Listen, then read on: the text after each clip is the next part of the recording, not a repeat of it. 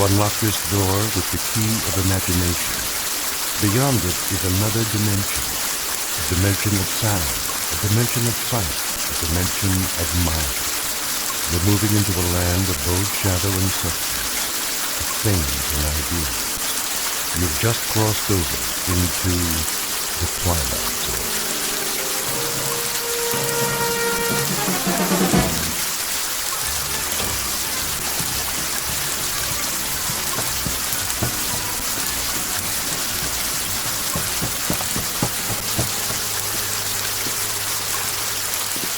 Good morning, Mr. Poole. Morning, Mrs. Sullivan. Off to work? You know it. Oh, Mrs. Sullivan. Yes? I meant to drop off the rent last night. Oh, no hurry. It isn't due yet. I know, but I don't like that. I'll make sure you get it this evening. That will be just fine. Well, have a good day at the bank. The same as every other day. Excuse me, are you going out? Just to bring in the paper. Let me get it for you. You don't have to do that. No, sorry.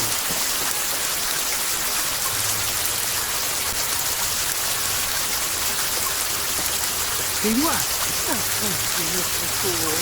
You're the perfect tenant. Absolutely perfect.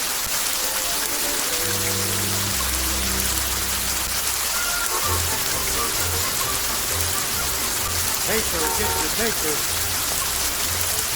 You have a morning sports file? Sure thing. 25 cents. 1/4 the bag. Here. Thanks, pal. Paper, get your paper. Who wants the paper, morning final? One here, Marty. Sure thing, Mr. Poole. Always got a copy for you. Let me see if I have the right change. Yep. Here you go. Hey, look at that. Is something wrong? Your quarter. It landed on the edge. Didn't even fall over. Oh, what do you know?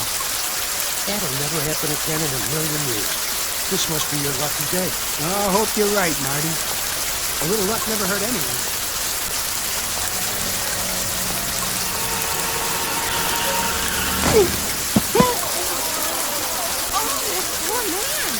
What happened? His car had hit him.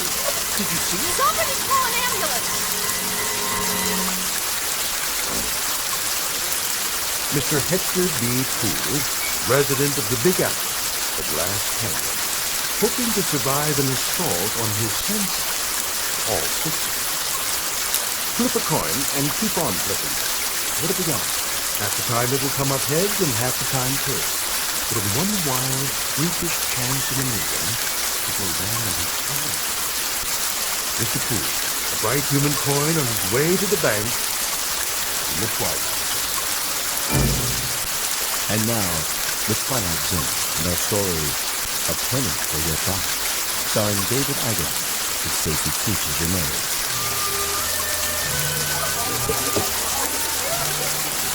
Stand back. Look what you did. I didn't see him, honest. He just stepped off the curb. Where's the ambulance? Oh, whoa. What happened? Easy, mister. You all right? Oh, I think so. Just give me a hand. Look, lie still. I'll get a doctor. Oh, no. I don't need a doctor. I mean, if you help me get up. You sure? You ought to take it easy. At least get an x-ray. Why? No scrapes, no scratches, no broken bones. I seem to be fine.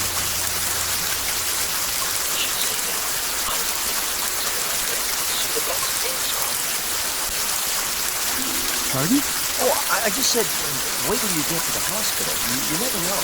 No need for that, really. Oh, you don't know how sorry I am, sir. Oh, no harm done. I swear, I didn't see you step off the curb. If you were hurt, I can never forgive myself.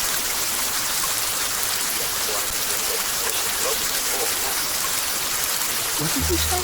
I said, if you were hurt, I could never forgive you. No, not that. The other part. I see no reason for you to be abusive. Abusive?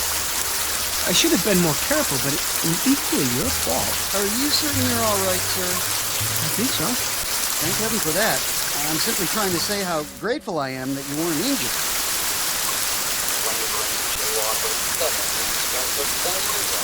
Now, see here, I'm not Let me awake. brush you off. Where were you headed? I was on my way to work. I'll be happy to give you a lift if you want. No thanks. It's not far. I think I'd rather go.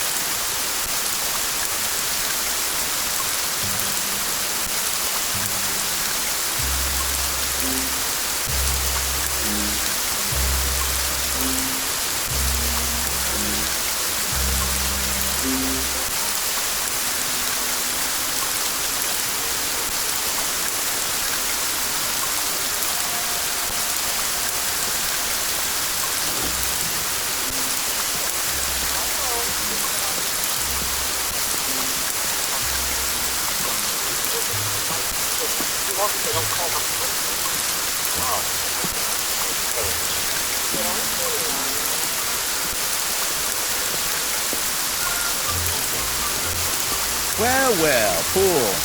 Morning, Bran. You watched stop this morning? What's that? I must have. Not like you to be late. Oh, yes. No, I mean no, and no, it's not. It's 9:10. Something happened on the way. Did it? Bran, can I ask you a question? Go ahead. Well, why are they all whispering? Who? The customers. What about them? It's just that they're usually so quiet. And nobody talks out loud like that. But this one, What do you mean? you don't hear them? What? Oh, I get it. Have a late night, did you? No, but on the way here, I better grab some coffee. Miss Turner just put some on.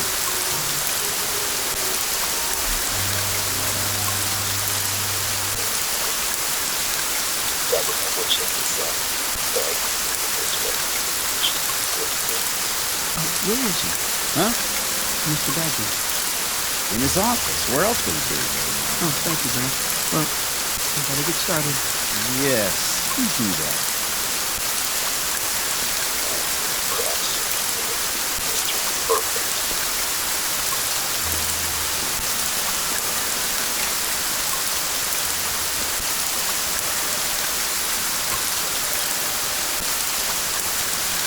Hello? No, the vice president is on another line. May I take a message? Very well. Eileen. Morning, Hector. How long has he been here? A half hour. I wouldn't bother him, though. He's got an important call. All right, I'll wait till he's finished.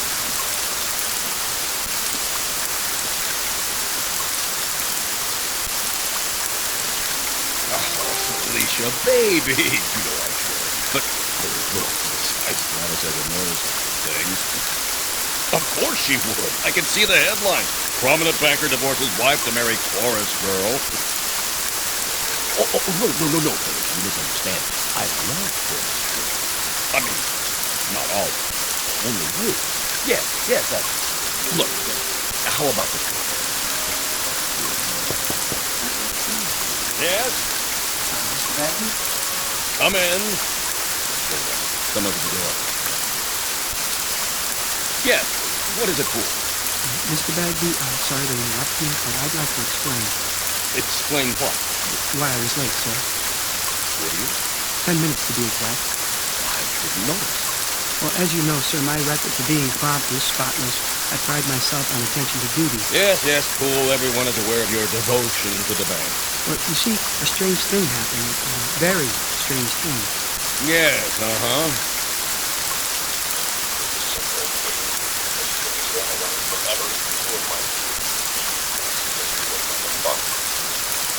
Your weekend, sir. What? For your weekend. Well, I wouldn't want to do that. What are you wondering about? Look, I've got an important call here. Very pressing matter. Get on with it, man. Well, of course, I understand.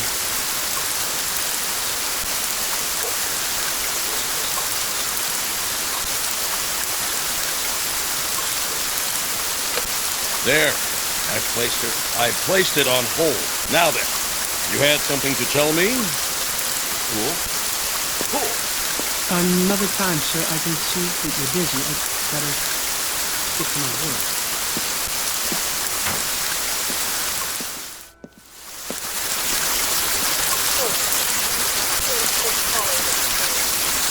I'm all right.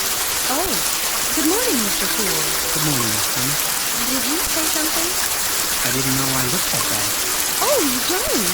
You look very well today. Thank you. Oh, well, thank you. Would you like some coffee? Not just yet. But thanks for asking.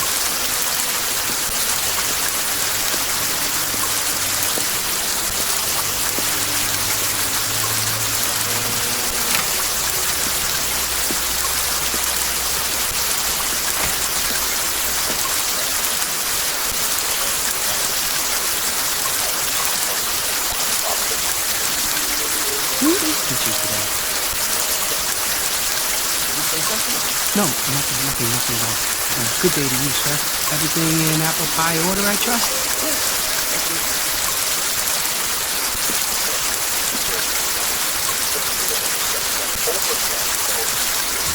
No, sir. No, what? I don't have anything to do with overdrafts. I work over there in the loan department. You do? Just see one of the tellers. I'm sure that they can straighten it out for you. Sure. I'll do it.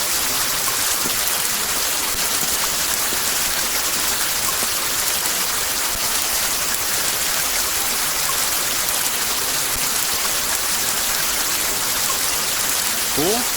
Yes. You know Mr. Sykes of Ajax Cement? Oh, yes, Mr. Sykes. How do you do it? His loan has been approved. Will you see that the papers are in order? Okay.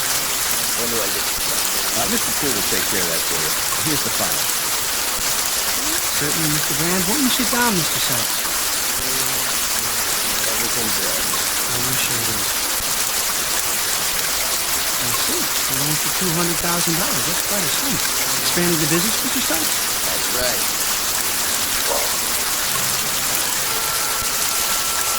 Well, which is it? Huh?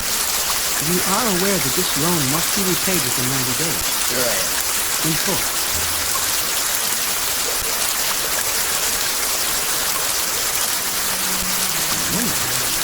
So, 200,000. All I need.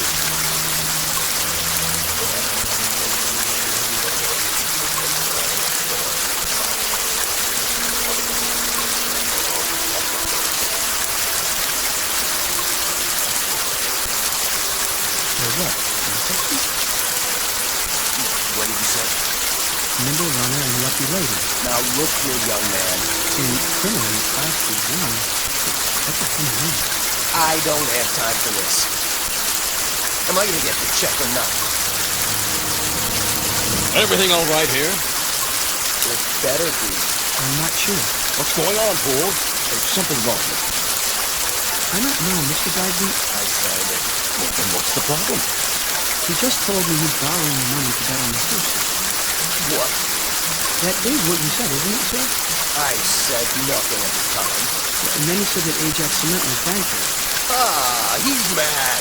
Poole! Doubtless there's been a mistake.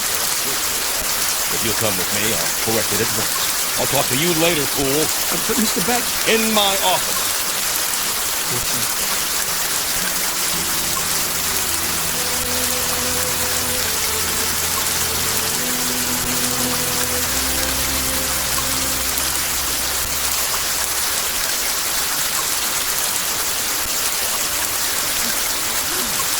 Good job.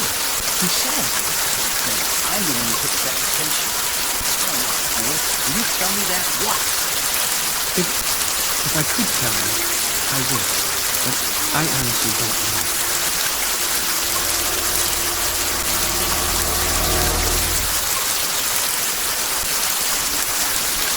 Sorry about that, man. Can I have one, please, and some shirts for the laundromat? Of course. 180, 190, 200. Just a moment, I'll get you. I want to finish that. Oh, I need to get a tongue cleaned. That can't be all I have. Just for fun. I've already checked the price. If you'd like a print out of your transaction, I would, yes. Like the price on record, there must be a price.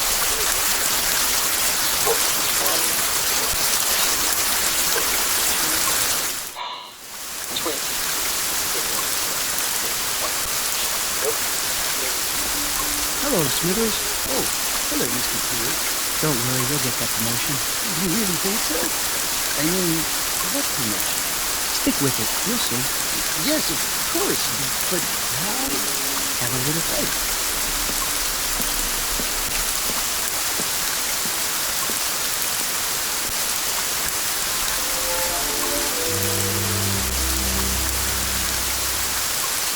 It is? Yes, old nose of the grindstone seems to have slipped out. Who are you talking about? Oh, wow. Acting goofy all morning. Guys like that are all alike. Gutless men. Put the pressure on and they go to pieces. Know what I mean? I'm not sure that I do. Got any of that coffee left? Oh, hi, fool. Certainly. Here we are. Oh, good. It's fresh. Nice and hot, too.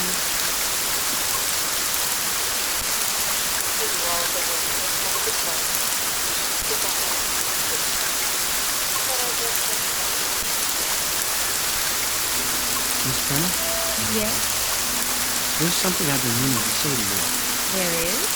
and I hope you won't be offended. Oh, I'm sure I won't. But, well, Yes, Mr. Poole? I want to thank you Thank you. for your kind thoughts.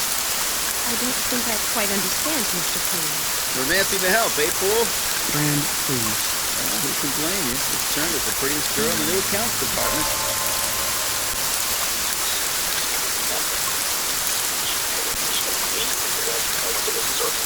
Oh, I'm sure that's not true. Yeah, a lot of action around the old coffee station lately. That's no surprise. Not much chance for socializing on the job, is there? Friend, if I could get a word in. Yeah, go ahead. You were saying, Mr. Poole?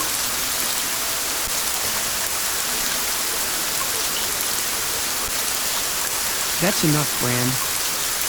Hey, watch it! Oh, sorry. Spilled coffee all over my shirt. I'll get a napkin. It was an accident. No, it wasn't. You did that deliberately. You said it was an accident. See you later about this, fool. I really didn't intend to do that. I'm sure you didn't. He was only joking.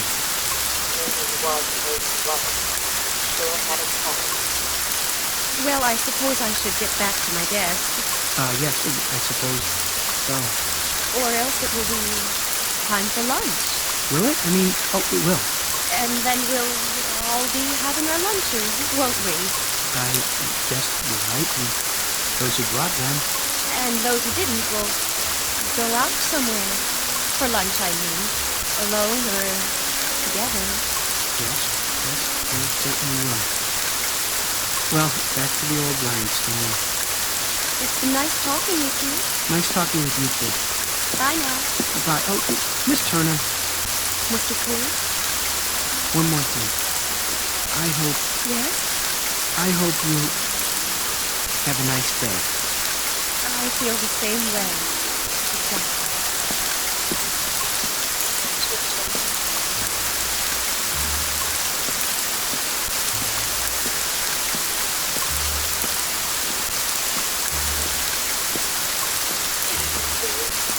I said, don't worry, Smithers. Oh, cool. Were you speaking to me? Mr. Bagby's a fair man. Mr. Bagby? I'm sure he is. Good things come to those who wait.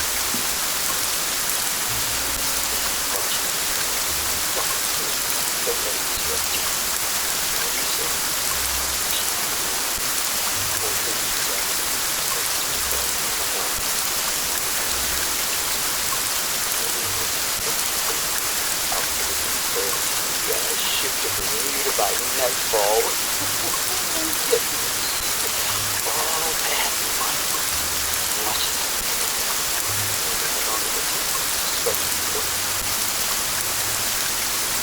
It's not possible. Smithers?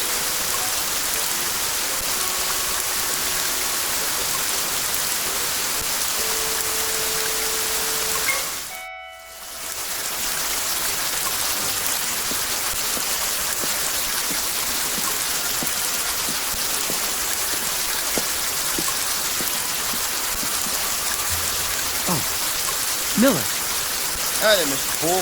got a minute? Sure do. Pretty quiet morning. Is that what you call it?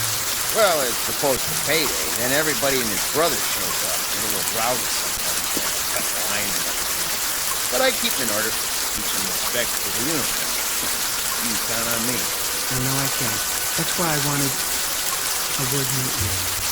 Well, what's up? How long have you been a guardsman? That's quite a few years now. Extensions for them. And that gun in your holster, is it the same one you've always had?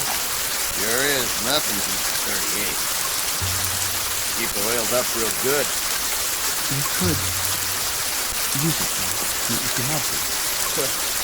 Didn't think I got it on my belt for it, Hector, to hold my pants up. That's good. Why do you ask? I'm not sure, but I suggest taking up a post by the door, keep your eyes open, and don't say anything to anyone just yet. I'm just mum's the word.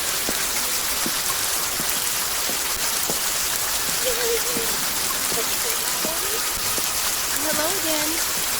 Miss Turner, I was just going back to my desk. perfect timing. Isn't it? I mean, it is. Miss Turner, may I speak to you? Anytime at all. What I have to tell you is very important. Yes, Mr. Field? Dreadfully important. Come with me. Where are we going? Something private. Mr. Jones's office is on from Safety Transfer. Next to Mr. Bagby. Oh, another goes in there. That seems like a good idea. If you're sure you don't mind, As long as you can spare the time. this won't take long.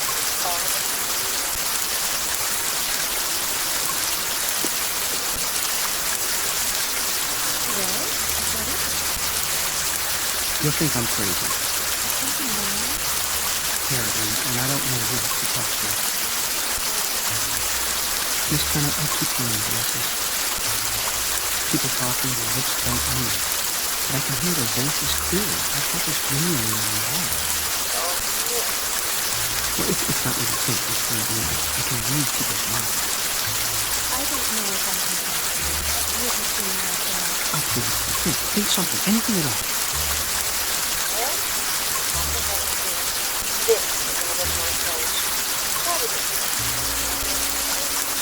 Because it only happened this morning? What is? At least that was the first time I noticed it. No one else did. Voices. Mr. Poole, They won't stop. perhaps you should lie down for a few minutes. Maybe later. I'm trying to tell you something. I know you are. This is serious. Do you think I enjoy hearing people's thoughts? I'm sure I have no idea. Well, try to imagine. It's like seeing people with their clothes off. Which people would that be? Miss Turner, I have reason to believe that someone may try to rob the bank with me. I am not unglued. It's true. I mean, at least I think it is. You heard them say that. In a manner of speaking. Well, then in that case, you should do something about it. What if I'm wrong? You have a responsibility to the bank, to the stockholders and depositors. I suppose I do. We could talk about it over lunch. I mean, one could, two people, whoever they might be, if they wanted to, that is. Otherwise, just one, alone, talking about it to himself. Of course, that might be a bit lonely for some people, too. And yes, There's no time to waste. no, definitely not. I have to get out of here. Why? I mean, what's your hurry? Have we finished our conversation? I thought... I've got to tell Mr. Bagby.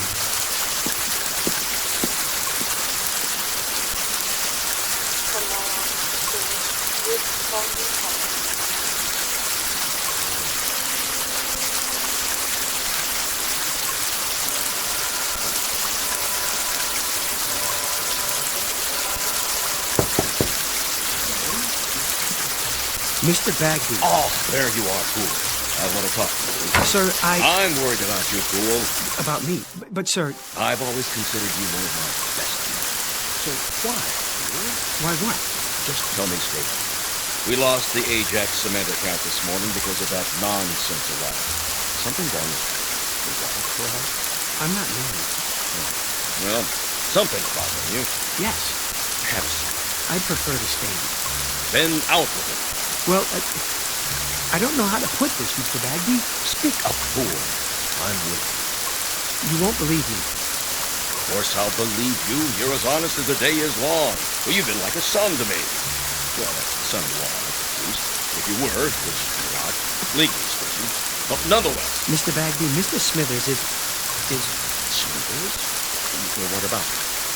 He's planning to rob the bank. Say what? See, I told you. Would you mind repeating that? Smithers. Old Mr. Smithers? Old Mr. Smithers. He's sitting on his stool right now, planning it out. At precisely 4:30, he's going into the vault. He does that every day. Exactly. But this time he'll have his briefcase with him, and he'll fill it up with banknotes, as much as he can carry. And by tonight, he'll be on a boat to the Caribbean. How do you know? I heard him talking about it. Our oldest and most trusted employees. He was here when I took over the bank. I absolutely refuse to believe. I swear it, sir. He has it all worked out. Wait a minute. I take your point. Who's the one who ends up stealing the company funds? Isn't it always the most trusted employee?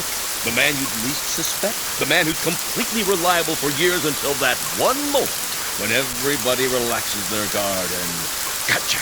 He strikes. Good work, fool. I wish it weren't true. I sort of admire Mr. Smithers. He's always there, steady as a rock, going his own way. I wouldn't have believed it if I hadn't overheard it myself. Well, no time for sentiment. Quick now, tell me the details.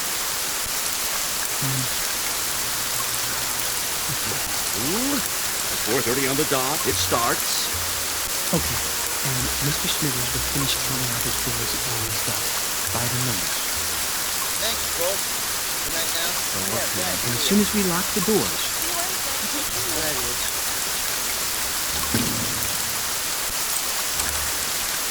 he'll close up his cage, count down the drawer. 73, 74, 75. He'll stand up and go to the vault with the deposit, as he always does. The last night with his briefcase. He'll be back there alone to lock up the vault. And this time, things will be different. When he comes out, his briefcase will be heavy. Very heavy. Miller, may I see you a moment?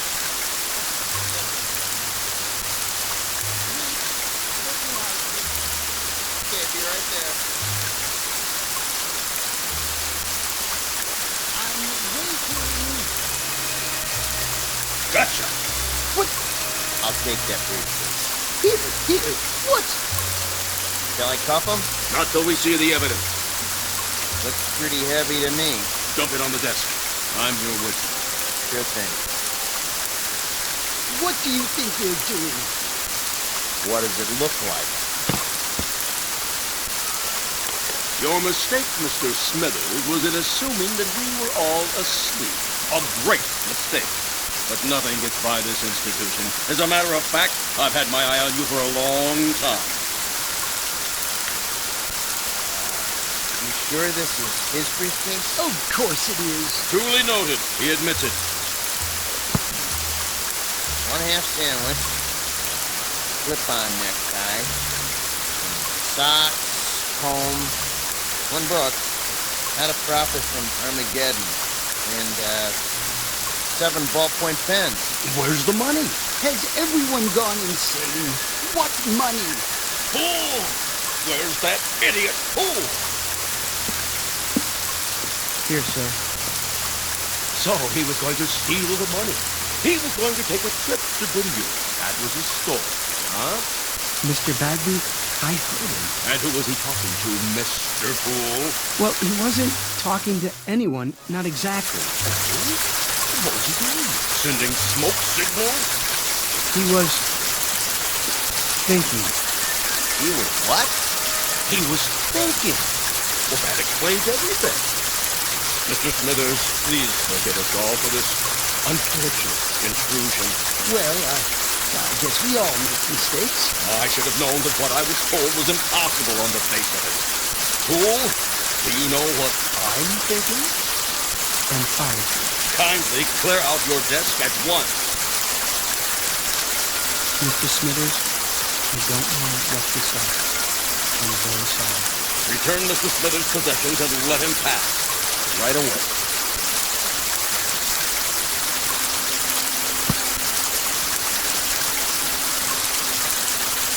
How did you know? But it's true, of course, Mr. Cole. Yes, it's a little dream of mine. Have you ever had a dream? I have, often. People look at me and all they see is a funny little man, frayed and old, and never knew. I had the dream almost every day. I had it yesterday and the day before that. Well, I don't always plan on Bermuda, though. Sometimes it's London, Paris, Fiji, beautiful exotic places, thousands of miles from here. Places where there are no ledgers to keep, where I'm not a little man with no future and no past. Interested in my details with the bank's money, but I never go through with it. Do you know why? I've lived with it too long. I'm old and set in my ways. And besides, Mr. Poole, I'm a coward. Smithers, please. Will you open the door now, please, Rich? Yes. Quickly.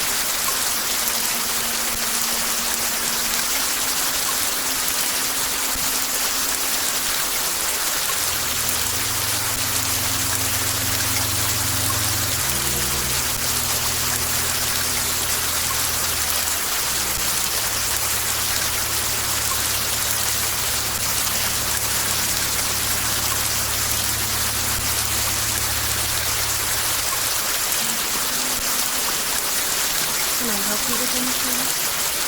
I got it. I guess it's goodbye, huh? It may be a blessing in disguise. For your career, a man with your abilities. Much more than mine, David. Dream delusion. But with the proper medical care, they go away. It's not a delusion, Miss Tony. There, you see, I can read your thoughts. But how? Until this morning, everything was normal. I was happy, but at least I wasn't unhappy. I had my friends, my job, and now this. I thought it was a gift. Well, it's no gift. It's an embarrassment. It's been nothing but trouble for me. I never imagined people were the way they are. You know, we do things without thinking about them, and we think things without the slightest intention of doing them. I've learned one thing. People are not what you think they are.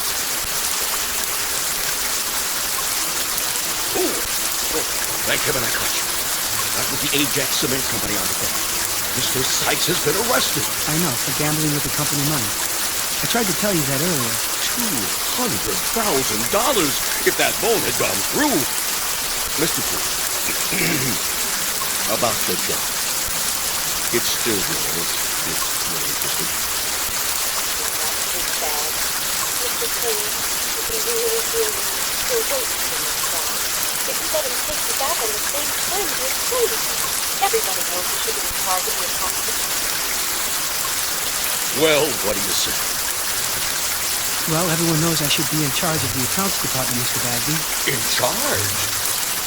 So, that means you move into Mr. Jones's office. That would mean I'd move into Mr. Jones's old office. Now, really, Poole.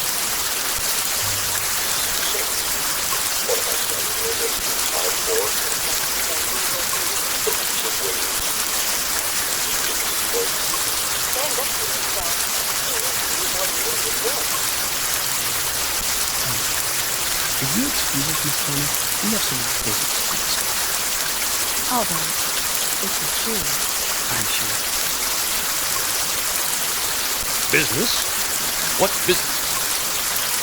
The business of Felicia and your wife, Gladys. What? I know all about it. I know where you're meeting her and when.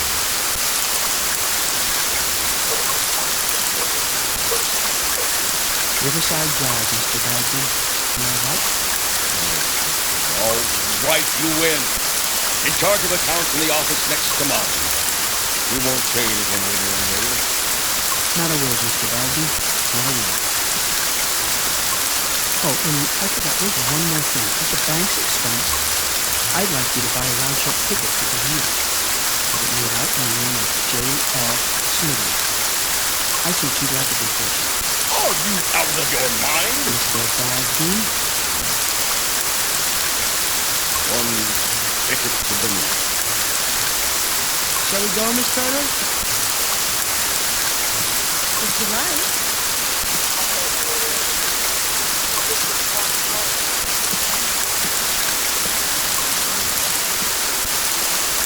Have a good night, folks. We'll try.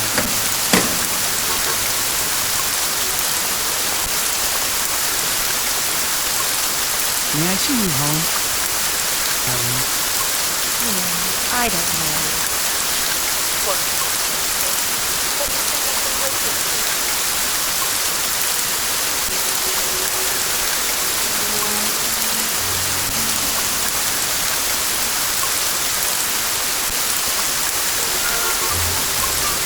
Paper, get your afternoon paper. Latest start. Just a second, do you mind? Not at all. Oh, hi, Mr. Poole. Well, was I right or was I right? Was it your lucky day? I'd say so. Give me a paper, will you? Sure, this one's on the back. Oh, no, I don't like to owe anybody. Head. You win. Hey, why'd you do that? I had that other quarter standing up all day, and nobody knocked it over till now. Well, I guess if you're the guy who stood it up, you're the guy who can knock it down. There goes your luck. Could be it's just beginning. Paper, get your later, get your paper. What was that all about? Oh, What is it? think something, Helen. Think something. Oh, I am, believe me.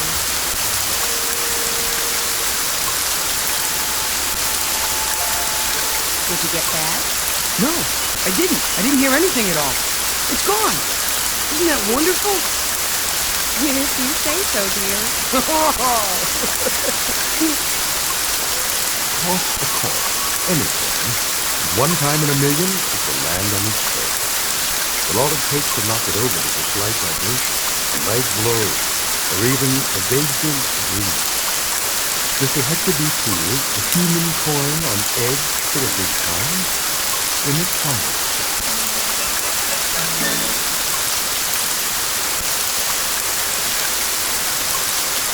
Hi, this is Carl Amari, producer of the Twilight Zone radio drama. I'd like to take a moment to tell you about our official website at twilightzoneradio.com, where you'll get the latest news and information on these Twilight Zone radio dramas. Plus, at twilightzoneradio.com, you can digitally download 3 free episodes or any of our episodes for only $1.95 each. In this age of ever-changing technology, we've decided to make these episodes instantly available to you by making the Twilight Zone radio dramas a digital download-only series. This means that this series will no longer be offered on CD. The CD collections at our website are now being offered while supplies last at buy one, get one free. So be sure to get your favorites before they're sold out. Be sure to visit us often, and I'll see you in the zone.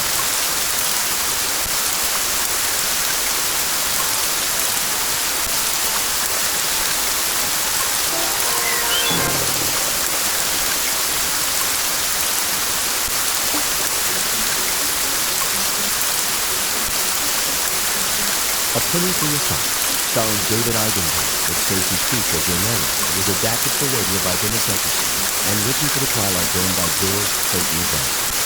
Heard in the cast were Michelle Graff, Doug Jones, Jamie Barrett, Jeff Nicholson, Kurt Mabel, Sylvie Stern, Burnett Nebo, Peggy Rose, Alex Sophie, Carl Amari, Karen Olson, Tracy Hernandez, Christina Burke, and Vincent Arnold. This copyrighted radio series is produced and directed by Carl Amari for Falcon Pictures. Sound design and custom Foley effects for The Twilight Zone by Sony American created Bob Benson, Craig Lee, Michael Slater, and Matt Sharp. To learn more about the Twilight Zone radio drama and to contact us, visit our official website at twilightzoneradio.com.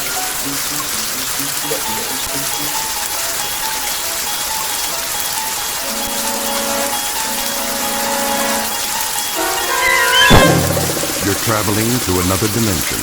A dimension not only of sight and sound, but of mind. A journey into a wondrous land whose boundaries are those of imagination. Your next stop, the Twilight Zone.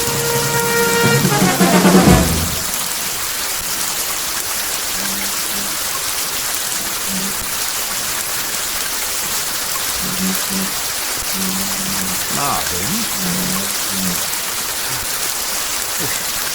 Yes, sir. What do you think you're doing? Moving the papers, sir. Why, whatever for? Party, Mr. Fitzgerald? Party? What party? Mrs. Fitzgerald, sir. Oh, good Lord, is that tonight? I understand what it is. You instructed me to see to the arrangements. Oh, so I did. I suppose you'll transform this apartment into a veritable wonderland. Paper streamers and the like. No, sir. Just as I said, for the guests. As soon as the delivery boy arrived downstairs. The guests. Those on the list. Small gathering of your pleasant friends. Then there'll be a very small gathering indeed. Sit down, Marvin, before you fall down. Very well. On second thought, fix me a drink. As you wish. Now, I suppose I must go out and purchase a gift for the poor girl. Unless you've taken care of that for me. You left no instructions in that regard. Well, you might have simply asked her what she desires for the momentous occasion. But I couldn't. Then she'd know. Oh, all right. Let's see, what does she need? Books? No, too many of those. All they do is gather dust. A trinket? A bauble? Diamonds are quite dear these days. If I might offer a suggestion. Why not? Well, Mrs. Fitzgerald has expressed an interest in music. Oh, she has she? What does she know about music? I will not have popular ditties polluting my environment. Not recordings. I believe she likes to play. What? A glockenspiel? A kettle drum? You'd have to ask Mrs. Fitzgerald, but she did say it has powers to soothe the savage beast. That's breast, man. The savage breast. You see any beasts around here? If you don't mind, sir, I will spare them that question. I'm sure it will be interesting. Did you put soda in this drink? I've told you, Marvin, no soda. Make me another one at once, and this time do it properly.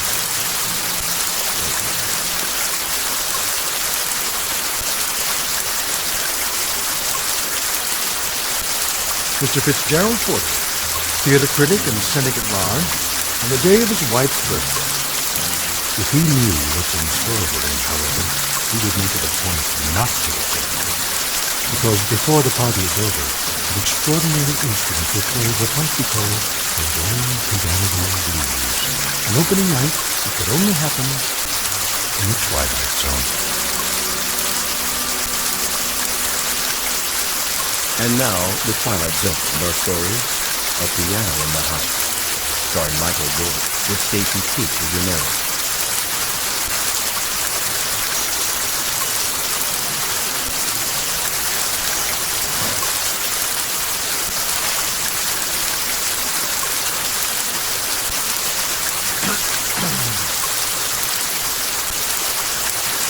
Yeah? How do you do? You don't see a price tag, I am Fitzgerald Fortune, So? the drama critic. Isn't rudeness a handicap in your line of work? What's it see? I saw the name of your shop, Treasures Unlimited. I stepped through the door, fully expecting to encounter some sentimental old biddy wearing an ostrich-plumed hat and a moth-eaten feather boa. Instead, to my sincere delight, I believe I've discovered a fellow misanthrope. What's that? A man who despises people. I got work to do, mister. Putting up stock. And I am meant to be writing a review this very hour for tomorrow's edition. So why aren't you doing it? Life intervenes. Looking for something in particular? A gift for my wife's birthday. You think you're in the wrong place. This isn't a gift shop. It's a junk store. Exactly. You see, my wife has the absurd notion that she wants to learn to play an instrument. Unfortunately, she hasn't a trace of talent. How do you know that? Hmm? If you've never heard her play. I believe I know my own wife. However, I've hit upon a rather droll solution to her dilemma.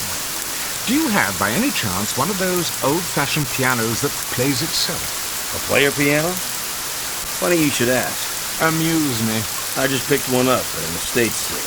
Over here. Kind of beat up, though.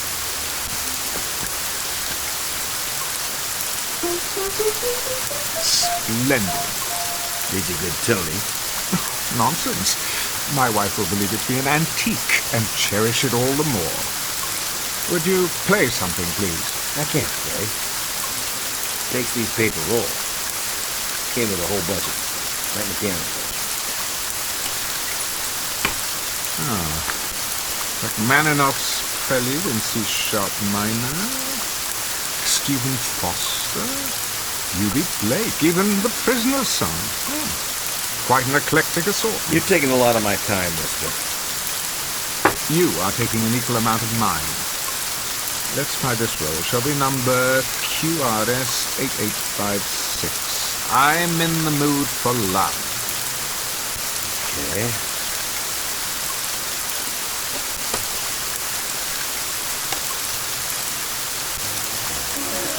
There we go.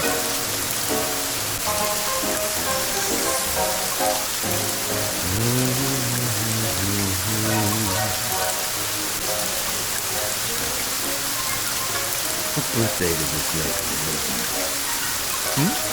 Your wife. Oh, her 26. So young. You must be a man of great personal magnetism to have attracted one of that age. I am.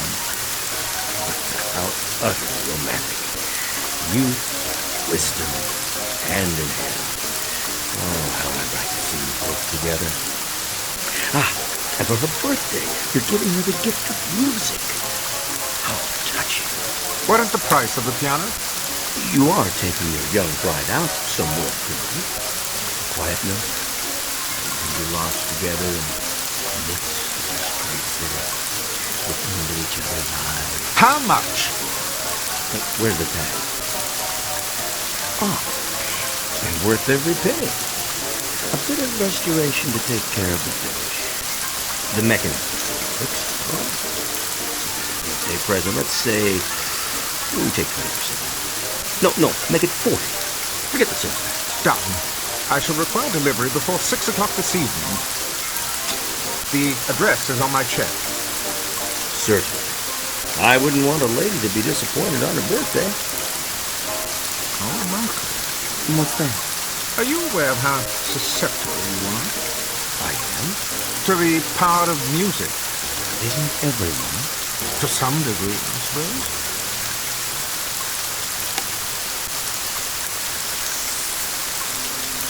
Okay.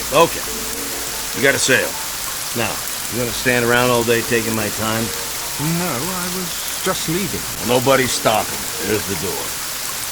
Tell me, are you sentimental about anything else besides birthdays? Birthdays? They're a lousy waste of time and money. It was the piano, wasn't it? Extraordinary. Good day to you.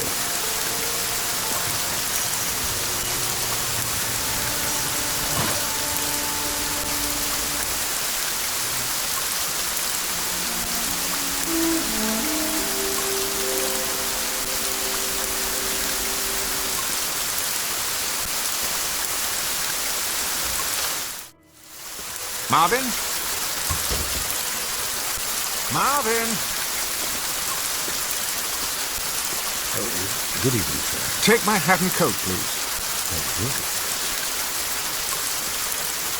Oh, the piano arrived, I see. About an hour ago, I took the liberty of dusting it, sir.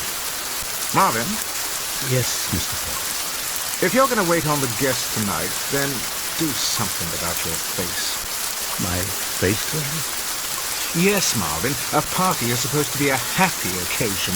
Could you manage to look a little less miserable than usual? I'm sorry, sir. Do that. Anything will be an improvement. You may make my evening martini now. Right away.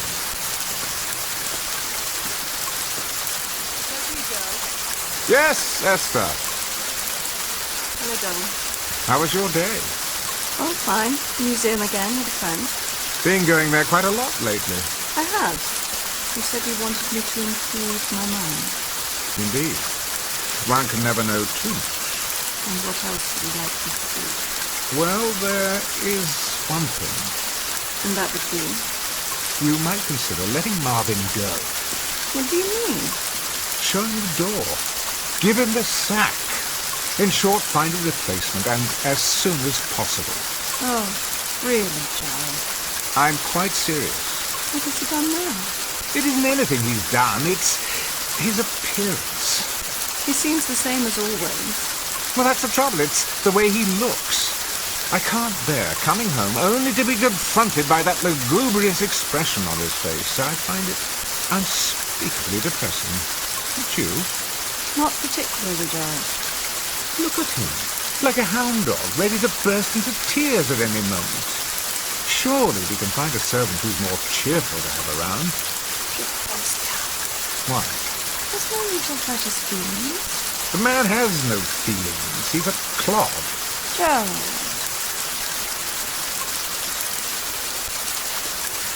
You haven't commented on the piano. I was about to. You don't care for it? I love it. I really do. Have you tried it yet? I didn't know how, so I decided I'd wait until you got home. I knew you wanted to play. That's why I got it for you. I really knew. The piano plays itself. Oh, you noticed. Wasn't that considerate of me? I thought I'd save you the trouble of all those tedious lessons, only to find out at the end that you have no gift for music. I see. Oh, darling, aren't you moved by my thoughtfulness? Thank you, Charles. Let's have a demonstration, shall we? If you like. Marvin, is this thing plugged in? Yes, sir. Good. You see, these paper rolls are punched with holes. All you do is select one, insert it, and throw the switch. The paper passes over the slots, and the keys move up and down as if someone were playing them. What fun. Quite the rage in the old days. Your drink, sir. In a moment. Now then, for example, here's one called Smiles. You open the panel, press it into place like this, start it on the take-up wheel.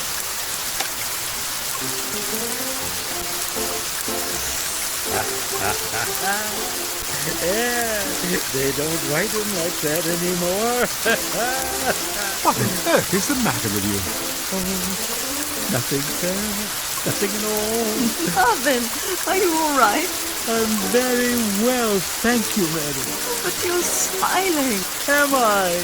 You most certainly are. That's probably because I'm happy. Have you been drinking my martini? No, sir. Well, then what do you have to be happy about? Everything, sir. I make good money. Got a nice place to live. My health, money in the bank. I like my job. Well, you can't.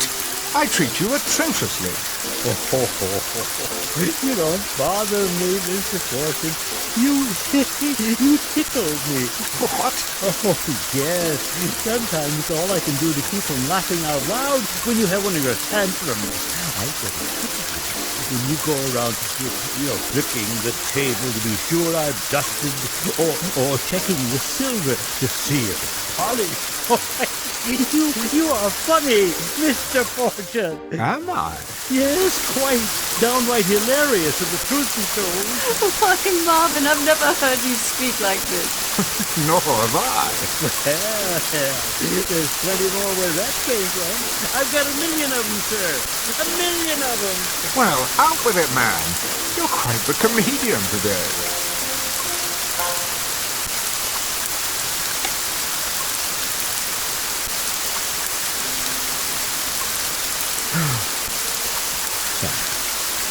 Sorry if I speak out of place, sir. Well, on the contrary, Marvin, I'm glad you did. Should there be anything else? Not at the moment. You may go. Very good, sir. What a strange thing to happen. Wasn't it, though? An odd moment was all. Most definitely. Who'd have thought that behind that gloomy exterior the man was concealing a sunny nature? I can't imagine how it happened. I believe I can. I'd say it was because of something extraordinary that has come into our lives. Something absolutely extraordinary. So, what really happened, Joe? Marvin behaved so strangely a moment ago, and then he stopped, suddenly. Well, perhaps it's not so strange after all. I've always believed that we have two faces, the one we wear and the one we keep hidden underneath. The problem has been to find some method of revealing that hidden face. I suppose it helps if you know what particular hidden face you're looking for. But now it appears that I, at least, have the means. I don't understand, Gerald, and I'm not sure I want to. See you in a while. Esther, wait. Let's try another one. I have to get ready. No, not yet. Let's play something a bit more intense. Some other time. Bear with me, Esther. An experiment, if you will.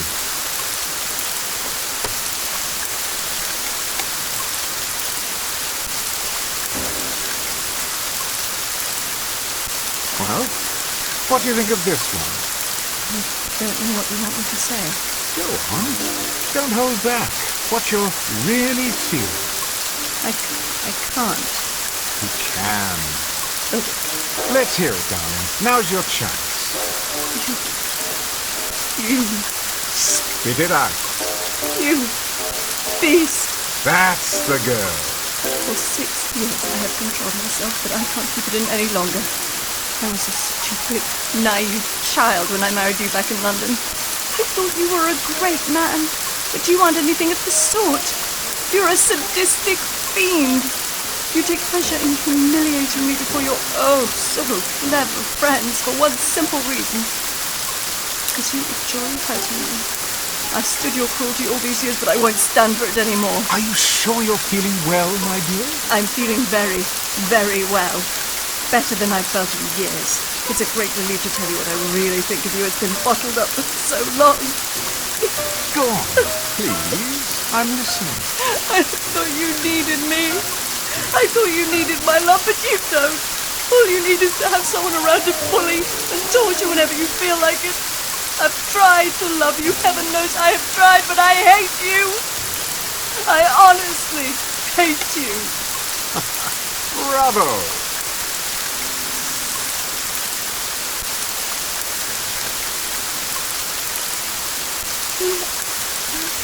I'm sorry. May I congratulate you on a remarkable performance. Had it been on stage, my dear, I would have given you a superlative review. I don't know what possessed me. I do.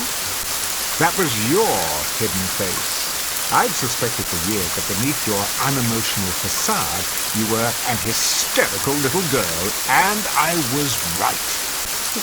How? Haven't you seen what's in the record shops these days? There is music for every conceivable occasion. Music for a rainy day, music for a romantic dinner, music to read by, music to dance by, music to dream by, music to do everything under the sun by. Could it be that this anachronistic old piano, the product of a more sensible time, has provided music to help us expose our hidden selves by. I just don't understand. Well, it's quite simple, really. Marvin was hiding his inherently happy nature, which was revealed when he heard happy music. You were concealing hysteria, and when you heard hysterical music, you couldn't hide yourself either. You mean the piano? That's exactly what I mean. I seem to have bought you a more interesting birthday present than I imagined. A kind of sonic lie detector, if you will. I wonder what other people are hiding. Our friends, for example. Joe, please, promise me not to play the piano at my party tonight. I mean, to let it play itself. I promise no such thing. I wasn't looking forward to the festivities, but now I believe we may be in for a most amusing evening.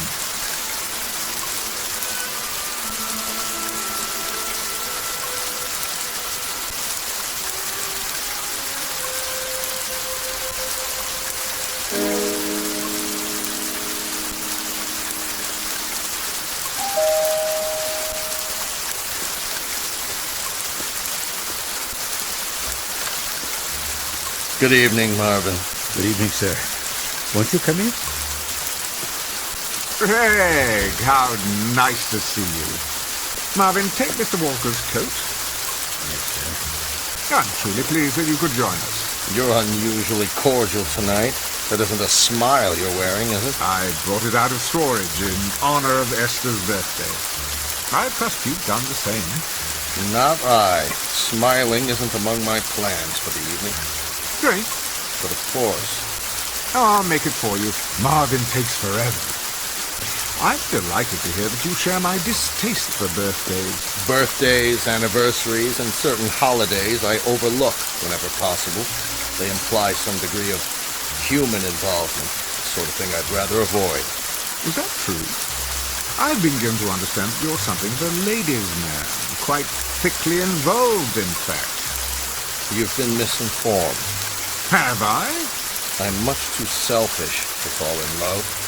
And you're miserable. Admit it. Not in the least. I value the peace and quiet of my bachelor's existence. It lets me write my plays without interference from anyone. How is the new play, by the way? Brilliant. Unfortunately, you'll never have the opportunity of panning it, as you have my other plays. No? Why not? It won't likely be performed anytime soon. I thought you said it was brilliant. No, it is. But I'm locking it away with orders that it not be produced until after my death. You see, it concerns a romantic triangle, and the three principals are rather well known. That shouldn't matter. Not if it's a good play. I'd rather not hurt anyone. I'm old-fashioned that way. Ridiculous. A great play is worth any amount of pain to any number of people, least of all three. Not these three. Sorry, old man, my mind's made up. Well, I'm sure you'll do as you see fit, as usual, regardless of anyone's opinion. For better or worse, I'm afraid. Where's your better half, by the way? Still at the makeup table, trying to obliterate the last few years of her life with powder and paint. Come, I'll show you a toy I found for her.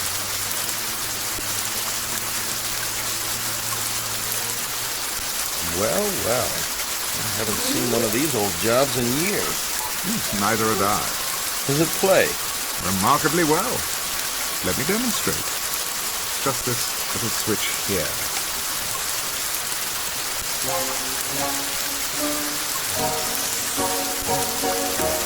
Isn't that something? Romantic, wouldn't you say? Is Esther pleased with it? She hasn't expressed any great enthusiasm. That doesn't sound like Esther. Has she heard this particular song? Not yet. Be sure to play it for her. She'll understand. Understand what? What you've tried to do for her. Usually she's so grateful for any small sign of affection. I think that's one of Esther's most lovable qualities. Is that right? Her ability to accept a bouquet of daisies as if they were the rarest of orchids. I remember once I gave her a small turquoise ring. It didn't cost much. You gave her a ring? Yeah. She accepted it as if it were the Hope Diamond.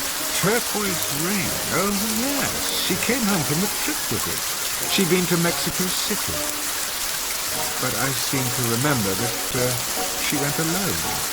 What? Oh, she did. Strange how we ran into each other down there. A stranger still that Esther never mentioned it. Would you call that rather an odd coincidence? Not really. Jerry, has it ever occurred to you that I'm deeply in love with her? My dear Gregory, you are about as capable of passion as a head of lettuce. And Esther could not rise beyond the level of a cast-off shoe. Don't speak of her that way. I will speak about her any way I please. She's my wife, or have you forgotten? She may be, but you don't know her at all. Esther is full of love. Is she? Her skin is warm and soft as velvet. The scent of her is enough to drive a man wild, and her hands are so gentle, sweet to kiss and to hold. She is honey and gold and summer days and singing and the feeling of being together. Gerald, no, turn it off.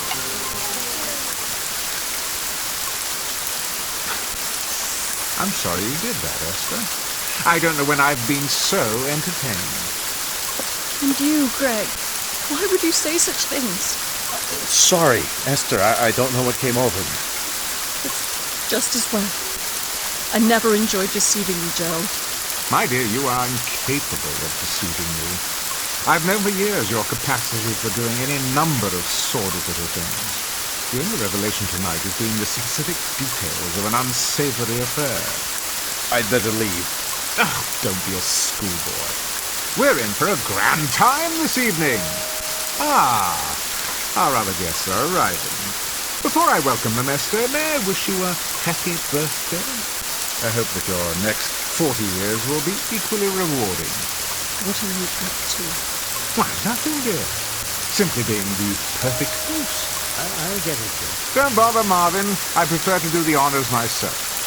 Jerry, please don't play the piano again tonight. It's not something to fool around with. I'm not fooling around with it, Esther. I'm using it with deadly accuracy. Hi there, Jerry. What happened to Marvin? Here, Miss Moore.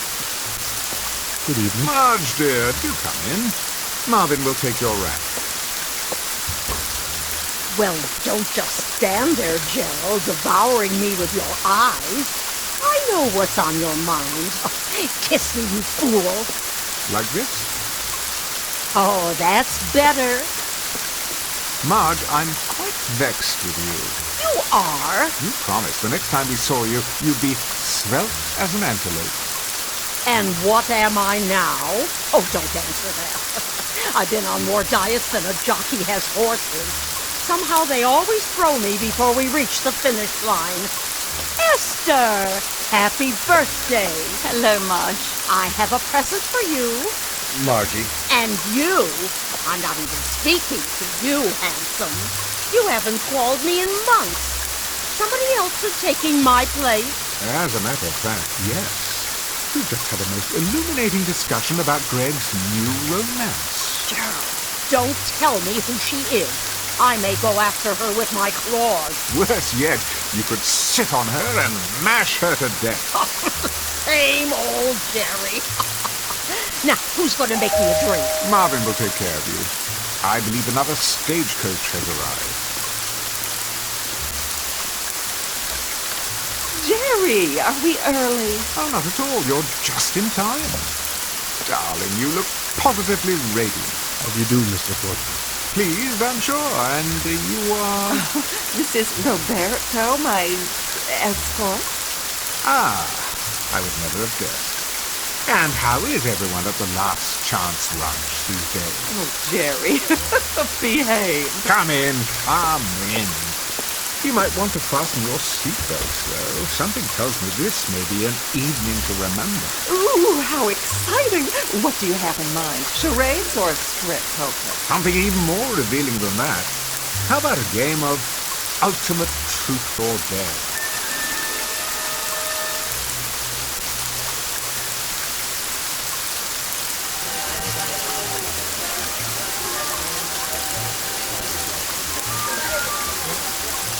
Pick up the empty glasses, will you, Marvin? Everyone, let me have your attention, please. Over here, by the piano. That's it. Take whatever chair you like. If there aren't enough seats, the floor will do. This should be fun. Don't worry, it's quite clean. Not for me, thanks. I'd never be able to get up. Now then, the hour has arrived for fun and games. Well, about time. Being friends of Esther's and mine, you are perhaps inclined towards such intellectual pastimes as pin the tail on the donkey and spin the bottle. No, I want to be in. Not this time. I've decided that tonight, rather than cater to your juvenile side, we might try a more adult game. I'm hungry. When do we cut the cake? Compulsive eaters will find hors d'oeuvres within arm's reach. Now, for our game, I shall need a volunteer. For what? You can't trust this girl. Must we, Gerald? Indeed we must. Hold up your hands. No one? Very well then. In the absence of a volunteer, I shall have to conscript someone. How about Marge Moore? Okay, Svengali, I'll play along. What's the caper?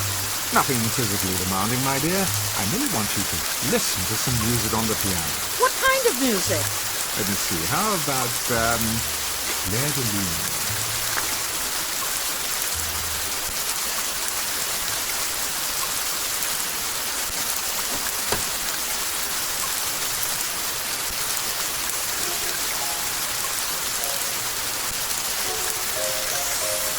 Isn't that beautiful?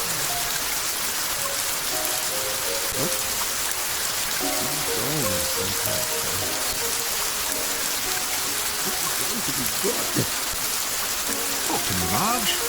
Tell me what you're feeling now. My name is not Marge. It's not? What is your name? Tina. That's a pretty name. Tell me about yourself. What do you want to know? Who are you, Tina? A little girl. And what do you like to do, Tina? I like to dance. Good girl. Would you like to dance for us, Tina? All right.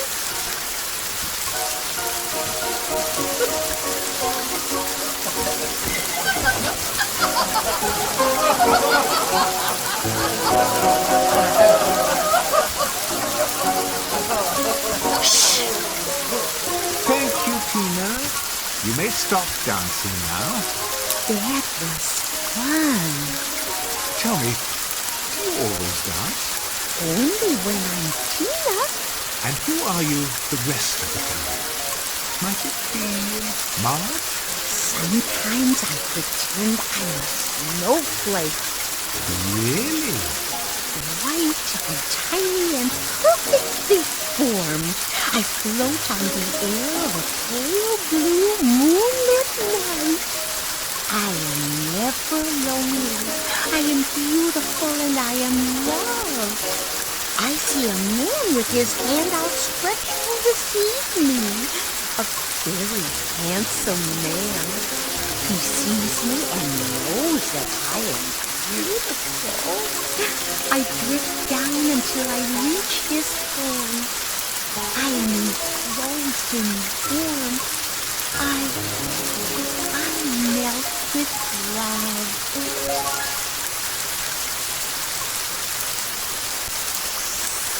What? Where am I? Never fear. It's all in fun, my dear. What have I done? Nothing. Only an amusement for our guests. Why? Because I asked you. You were very compliant. But why me? No, I chose you because I thought you could take a joke. Jokes are supposed to be funny. You think I'm funny, is that it? Not at all. Jerry, haven't we had enough of the piano? Not quite. I thought we'd perform one more listening test. For what possible purpose? Call forth the person who lives within someone else. And who might that be? Well, I've been trying to make up my mind. What would be entertaining? A politician? A poet? A Broadway producer? Alas, I fear that there are none in our midst. Still, we must go for the big finish. So before the curtain falls, why not hear from the devil himself? Jerry, please. The only question is, in whose breast does he reside? No one here, surely. This is ridiculous. Is it? Where's your spirit of scientific inquiry? There's nothing very scientific about this. A cheap parlor trick to embarrass people. Easy, Greg. We're all friends here, aren't we? Nonetheless, I doubt that I shall get a suitable volunteer, but it doesn't matter. Esther, put this roll on the piano. What is it? Faust. If there's a devil among us, we'll know it soon enough. I don't think I like this. Why not? Are you the Prince of Darkness? Then bear with me a moment longer. It might be edifying. A process of elimination, if you will. Esther, the piano. But Now. very well. And you thought this would be a typical birthday party. I think we'd better be going. Oh, but the game's not over. I hope it is. Really? It's late. Just another minute, you'll see. It'll be worth it. Don't. I have to. Not that roll. Something else. Greg, thank you. You've just given me an idea. Esther, Yes. we're waiting. Here. It's ready.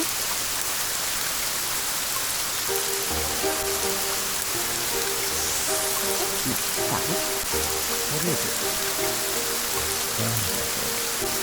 Yes. It's a lullaby. Gerald, I seem to have made a mistake. Will this one do? Gerald? Gerald, can you hear me?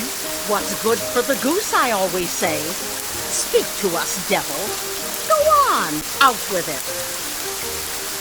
I am afraid. Do tell. And what are you afraid of, devil? I'm afraid of the dark. You're no devil. Listen to your voice. You're a frightened little kid. That's supposed to be a secret. It is, huh? Do you have another secret? Go on, tell us all your secrets, Jerry.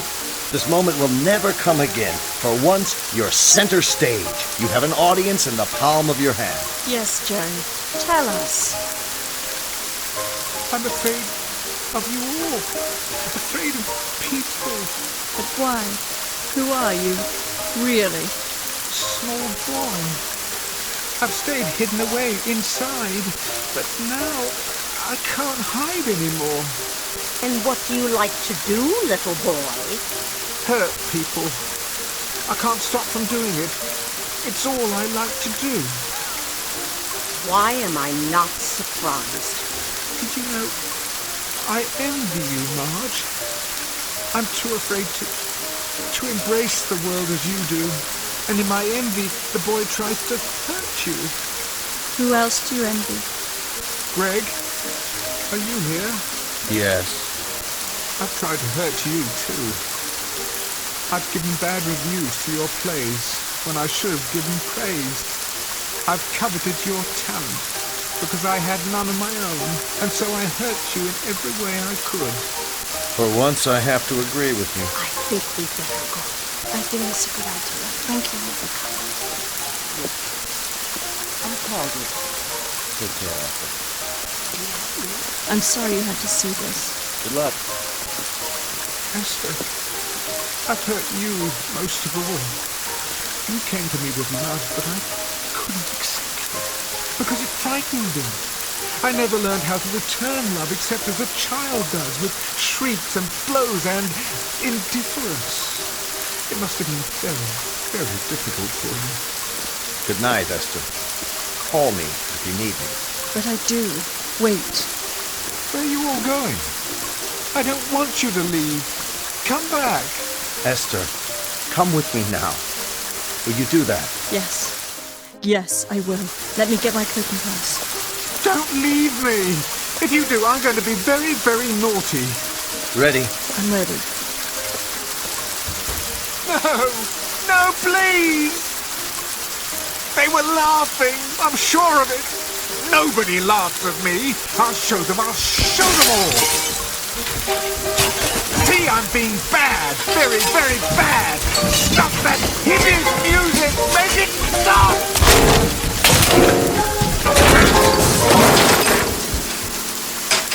There.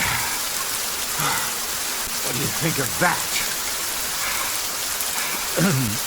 Mr. Fortune.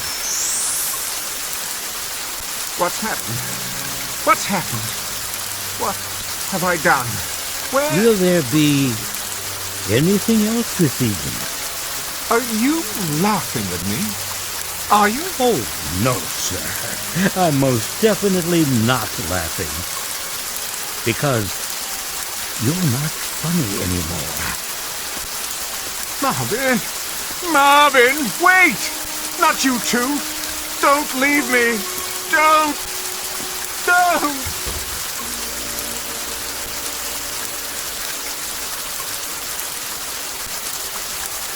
Mr. Fitzgerald Fortune, critic, man about town, and cynic at large, whose wit shows no mercy at all to those who cross his path, which means the rest of the world. A man who went searching for a hidden cast of characters and instead found what is concealed within himself. As the house lights dim just off the Great White Way at an empty theater in the Twilight Zone.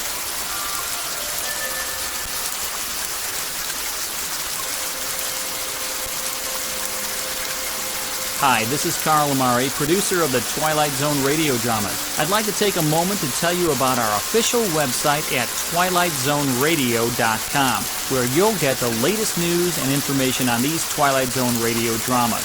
Plus, at twilightzoneradio.com, you can digitally download 3 free episodes or any of our episodes for only $1.95 each. In this age of ever-changing technology, we've decided to make these episodes instantly available to you by making the Twilight Zone radio dramas a digital download-only series. This means that this series will no longer be offered on CD. The CD collections at our website are now being offered while supplies last at buy one, get one free. So be sure to get your favorites before they're sold out. Be sure to visit us often, and I'll see you in the zone.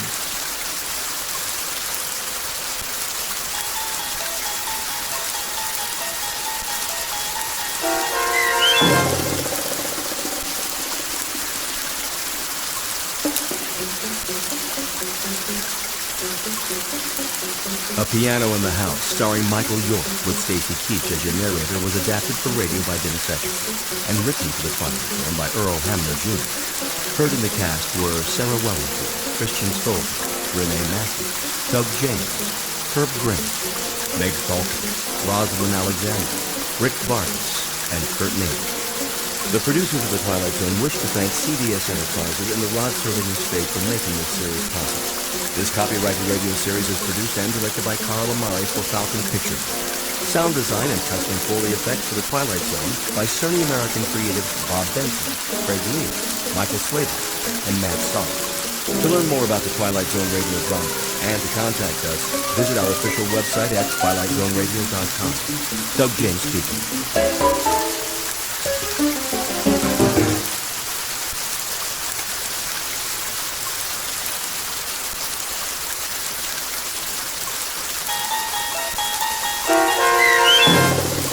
A Quality of Mercy, starring Robert Knepper with Stacy Keach as your narrator, was adapted for radio by Dennis Etchison and written for the Twilight Zone by Rod Serling from a story by Sam Ross. Heard in the cast were Roderick Peoples, Kit Carstad, Jeff Lupikin, Joby Cerny, Roddy Chong, Joseph Arunda, and Doug James. This copyrighted radio series is produced and directed by Carl Amari and Jason Miller for Falcon Picture Group. Doug James speaking.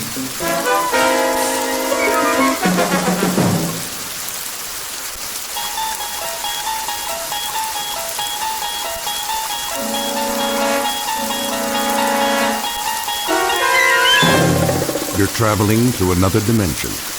A dimension not only of sight and sound, but of mind. A journey into a wondrous land whose boundaries are those of imagination. Your next stop, the Twilight Zone.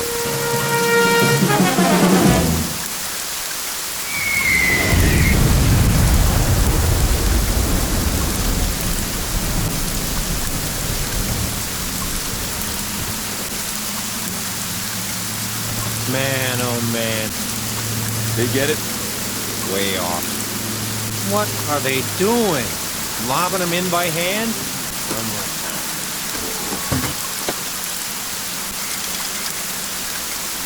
Baker Company. Baker Company. You missed the target.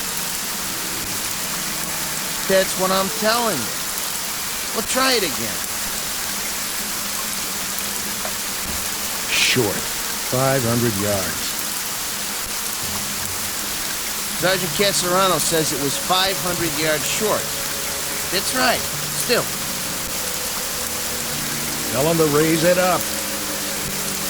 Sergeant says to elevate it. They say they can't elevate it anymore. What are they using? A slingshot? Listen, if you can't aim higher, how do you expect it? This is Baker Company, F.O. Good going, boys. Yeah, I've seen what you did. A big fat nothing. You wrecked 5 acres of rice paddies and you torn up a beautiful grove of palm trees, but that's it. What's it to me? Let me tell you. We're sitting out here on our duffs on a hill in the middle of nowhere, and you know what we're doing? We're having a little discussion. Yeah, that's right. Maybe you can help us out. We're trying to decide whether you got something in your religion against sending a shell into a cave. Or is it too hard for you? Because if it is... You tell him, Sarge. Oh, those jokers. What? Say again. Bypass? Well, now that's more like it. Because all you accomplished today is to tear up 5 acres of real estate and keep a handful of Japanese soldiers from falling asleep. Yeah. Well, I got a question for you. Anybody know how long it takes an enemy to die from insomnia? Same to you. Oh, we'll keep in contact, all right. You sure they're on our side? Makes me wonder sometimes. Give me a light. Here you go, sir. So what's the word? Did I hear you say bypass? They're gonna keep firing till late this afternoon. At least that's what they say. Then if they can't smoke them out, we'll just have to bypass it and move on. That's what I like to hear. Amen. I'm feeling better already. Me too. I'm getting cross-eyed looking through these binoculars. When they say flanks, I say thanks. I don't know about the rest of you, but I got no big urge to run headfirst into anything anymore. Not at this stage of the game. That's for sure.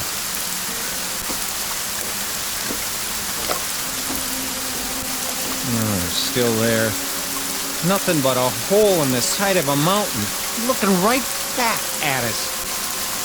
They can see us, but we can't see what's in the cave. And we're supposed to take that thing? Buddy boy, when 2 airstrikes and a whole afternoon of lobbing shells don't accomplish anything, then that means you better say your prayers and start counting your cartridges. But, Sarge, I thought you said... Put it this way. I got what you call a nodding acquaintance with the bottom of this barrel. And when they can't budge an enemy with the big stuff, that's when they call out the queen of battle, the ever-loving infantry. Ain't we the lucky ones? What do you figure we got left, Sarge? Before it's over, I mean. Month? Doesn't matter what I think. Maybe less, huh? Don't ask me. We got them ringed in all over the place. The poop is, they're as good as finished, even in Okinawa. Then why are we still fighting? That's the trouble with these little crumbs. They just don't know when they're lit. Maybe they ain't human. Or maybe they just don't get it. Think about it. There they are, holed up in a miserable cave, half-starved, half-beat to death. And nobody bothered to tell them it's the bottom of the night. They already lost most of their ball club, but they keep on fighting. Why? Yeah. Why?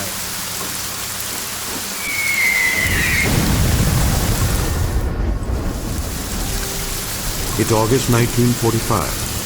The last grimy pages of a dirty, torn book of war. The place is the Philippine Islands. The men you've just met are what's left of a platoon of American infantry.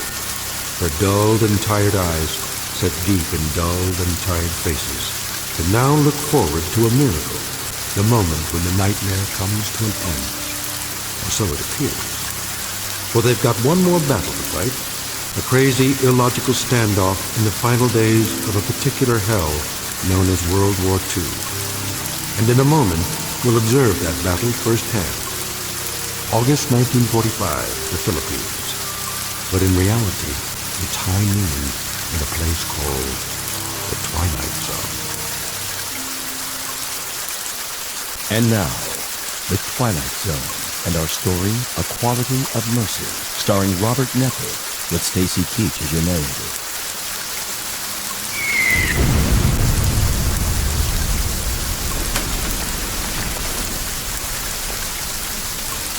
There we go again. Hit anything this time, Sarge? I'll tell you what, I'm not even gonna bother to look. You check it out for me, all right, amateur? Feet sitting here. Where's the field glasses? Be my guest.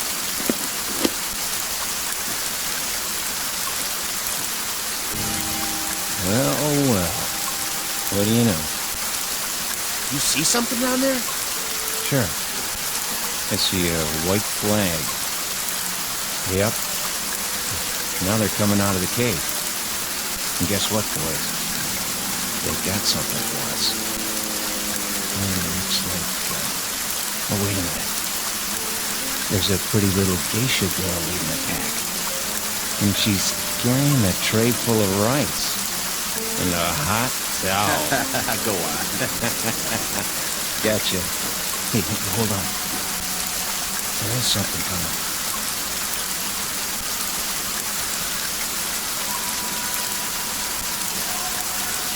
Who is it? Don't know. Uh-oh. Think I see a gold bar on his helmet. Give me those glasses. Oh, just what we need. A brand new Louis. All spicked and polished. Ain't he handsome, though? All right, men. Try at least to look like Arnie. What for? He won't last long.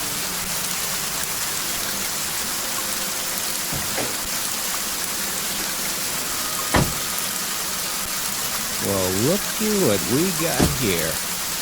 That uniform's so new it ain't never been washed. Brand new holster, too. That's what I call a pistol. No kidding. Pearl handle and all. It's a real tiger this time. $5 says it's never been fired.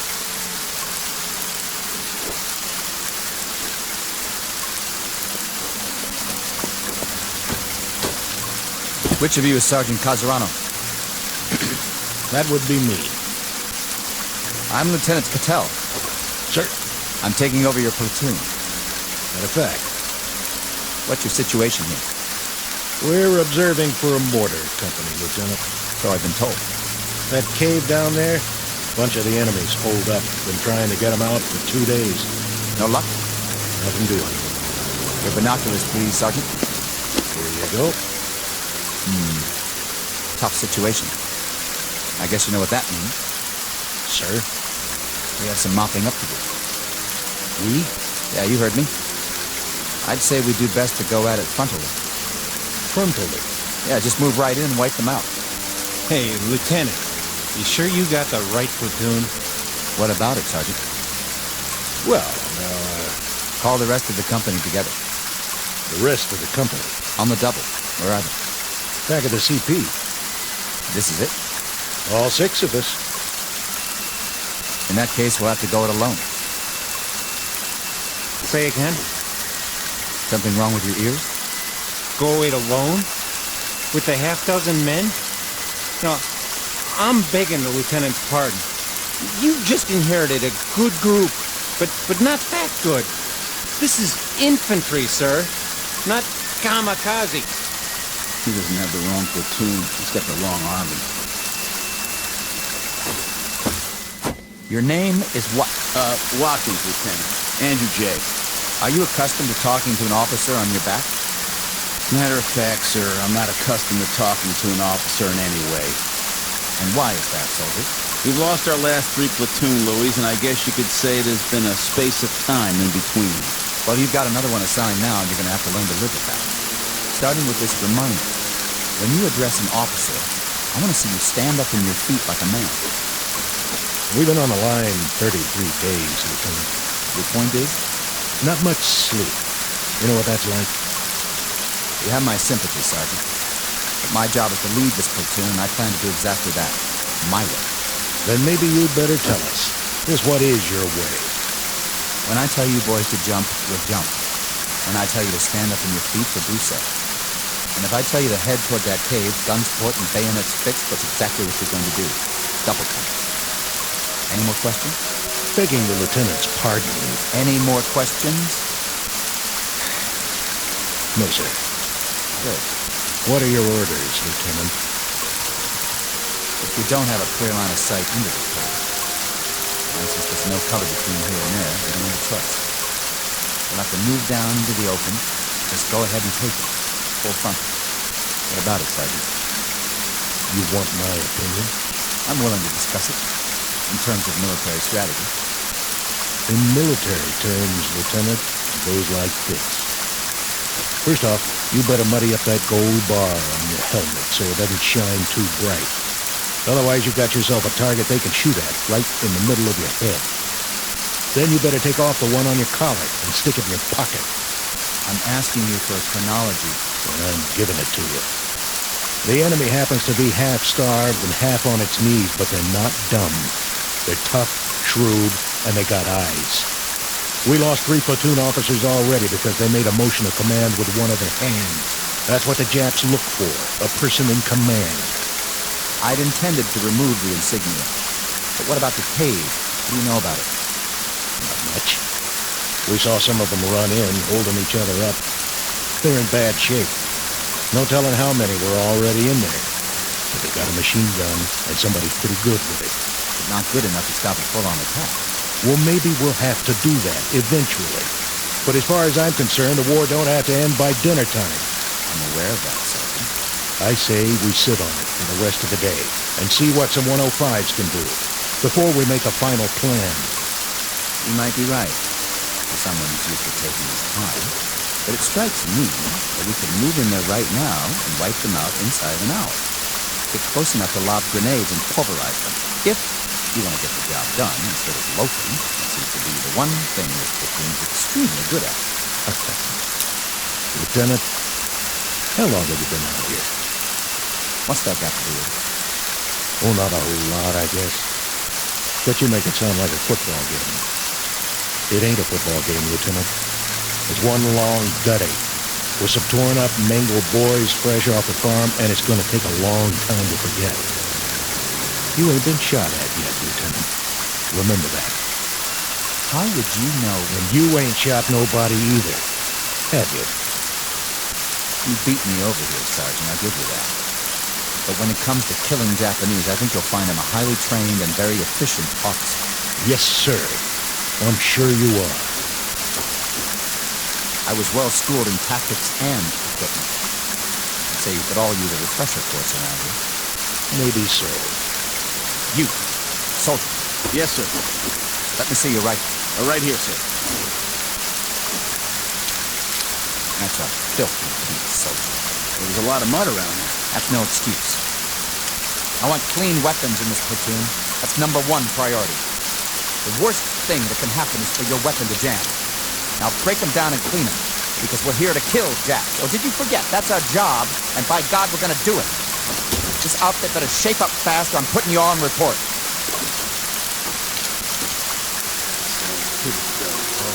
Yeah, a little bloodthirsty. Think he wants us to scalp him, too? You have something to say? Me? No, sir. What is it with you? No sleep? Or no guts? You tired of killing Japs? Is that it? Or don't you have the stomach for it? Listen, sir. No, when I got something to say, I'm gonna say it. Go ahead. Let's hear it. We're 24 months up on you, Lieutenant. We've seen a lot of blood and heard a lot of screaming from both sides. You got a big deal about doing some killing. We'll fall in on that order, don't you worry. But you can't order us to like it. We've seen enough dead men to last us for the rest of our lives. The rest of our lives and then some. We'll do some more killing for you, Lieutenant. All you want. Just don't ask us to cheer about it. We'll see about that. Radio operator. Here. Get me base camp. Sir? Tell them to hold mortar fire, on my order. For now, prepare to attack. We're going to take that cave head on, whether you farm boys like it or not.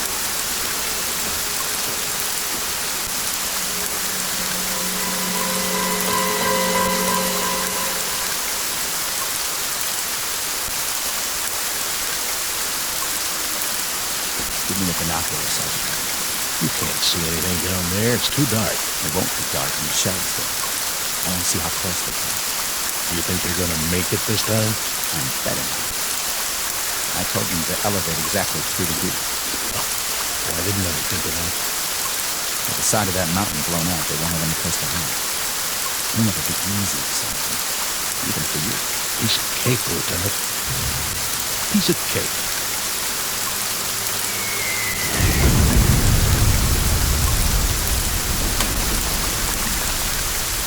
Still short. Yep, that's what it looks like. Pazaran, those flamethrowers arrived? Yes, sir. Good. I figure we can move in behind the next garage and get within 50 yards of the open. Just like that. Flamethrowers can do a lot of damage, can't they? They can. What about phosphorus grenades? Oh, them too. If you put them in the right place. But what?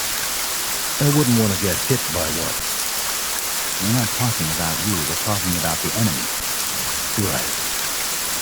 We'll wait till dawn, then move in. Check with company for the mortar barrage so we'll be ready to go. Okay, sir. I'll tell the men we're going in. You'll have to double time this one, Sergeant. That is, if you want to keep up with me. Oh, we'll keep up. But... Something you want to say to me, Sergeant? No. You sure?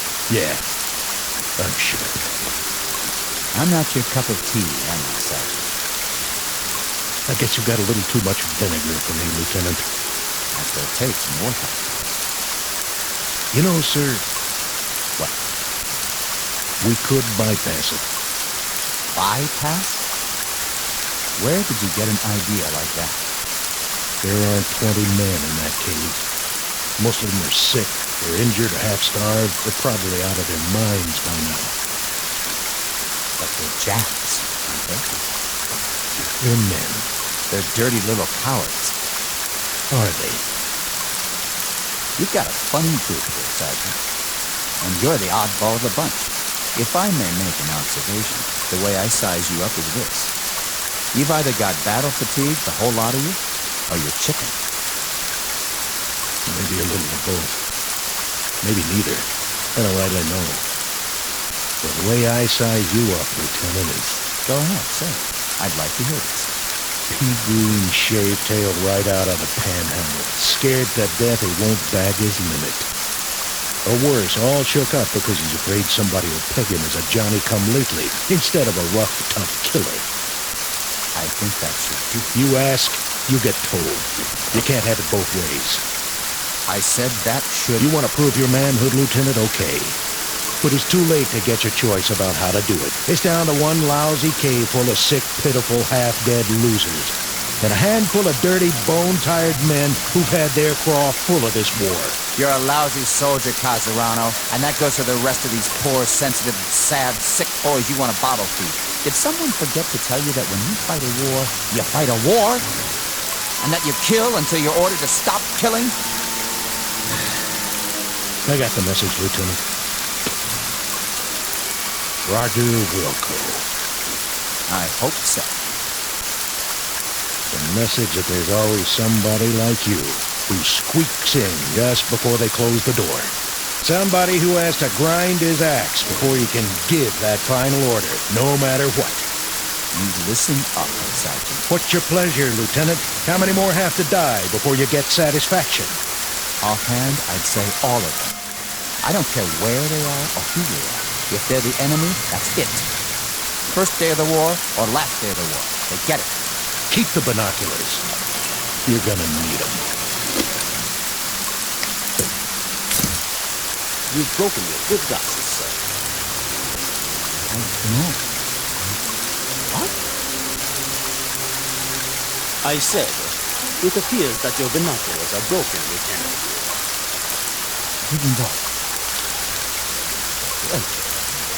Who are, sir? I said, who are? What are you? Sergeant Yamazaki. What? These men, they're all... Soldiers. Your soldiers. Huh? We await your command, Lieutenant Yamori. Sir, where are you going? Not that way, sir. Not that way, toward the mountain. Look, he runs down the hill. To the cave. No, it's too dangerous. He must not. Watch out. Lieutenant, stay down. Get him started. I don't know. Dirty little... Kadarano, hold your fire. It's me. There he is. Get him. Copy, Jeff. Take the bite off this. Lieutenant, stay where you are. We will return fire. We got us trapped in here. Never get out of this cave. Yeah. Watch this. Eat flesh and creep.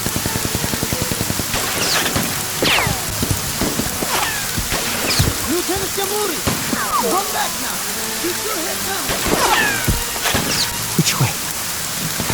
Tell. Which way do I...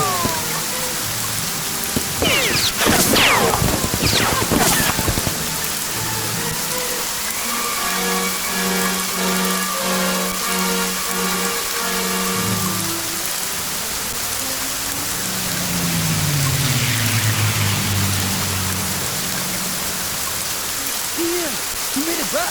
All the way up the hill. Did you punch? Lieutenant Yamori? That was exceedingly brave, sir. To attack the Americans single-handedly. Americans? What? The Americans in the cave.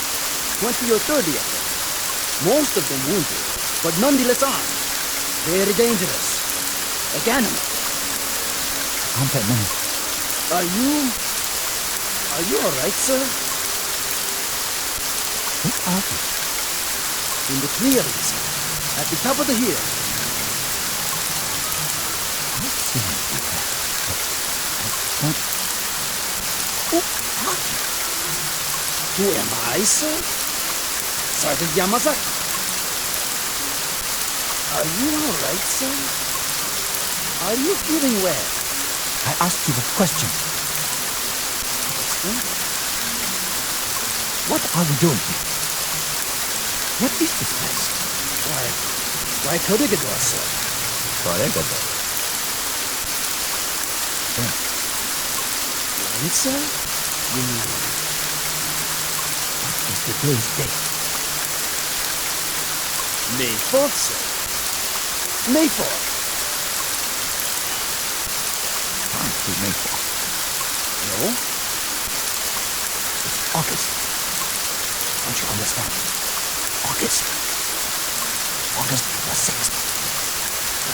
I humbly ask the lieutenant to forgive me, but I must correct you. The date is May 4th. May 4th. When? What year? The year 1942, sir. Is the lieutenant all right? A bump to the head? Just wait. of your... Perhaps a touch of malaria. Did you come? Lieutenant, sir. You're right. You called me something. You called me by a name. Yamuri. Your name, sir. Lieutenant Yamuri. No. No! What happened to me? What's going on here? What's happened? What is wrong with this man? I don't know, Captain Nakagawa. Yamuri, are you sick?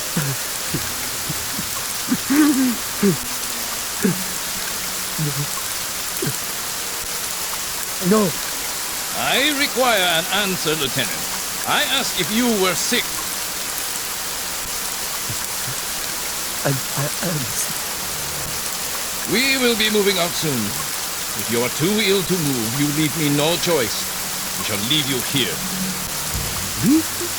We have no transport for the wounded, as you well know.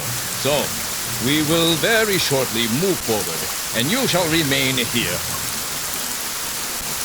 My name isn't... On your feet when an officer speaks to you. But my name isn't Yamuri. I swear to you. Something's happened. My name isn't Yamuri. My name is... Silence. Place this man under arrest. Yes, sir. Lieutenant, please, get up. I gave you an order, Sergeant Yamasaki. Men,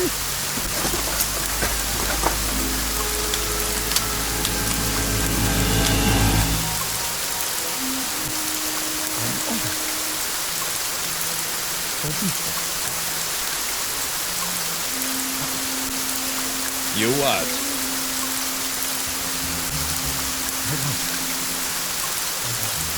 Feverish for a moment. I forgot where I was.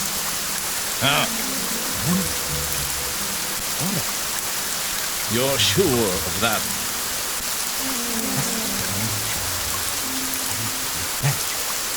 Very well. Sergeant, we move out in 15 minutes. 15 minutes, sir. Unfortunately, the artillery was unable to do its job. We shall attack the cave in force. Ready to move out.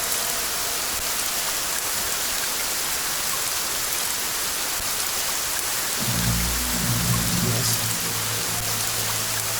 Hey, you mentioned. Are you feeling better now? The cave. He means the one where I was just... The cave with the enemy. Put a new clip in your rifle. Let me help you.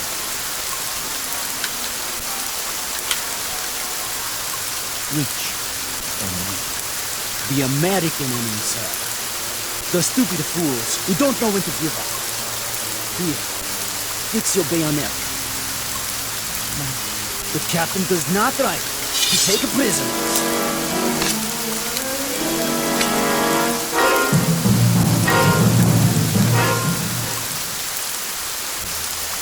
Captain? Yes, Sergeant. Prisoners, sir. What? What about prisoners? You know my policy.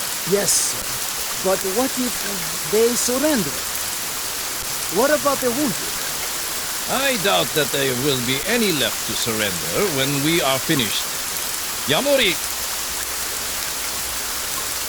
Sir. You will take the first section. Move forward as quickly as you can. Then drop down 50 yards in front of the opening. But, sir?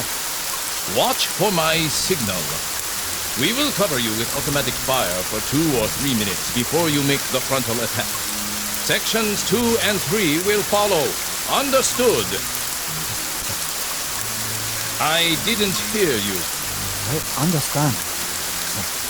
Be very sure that you do. Now, go and prepare your men. Your section, sir. Over there.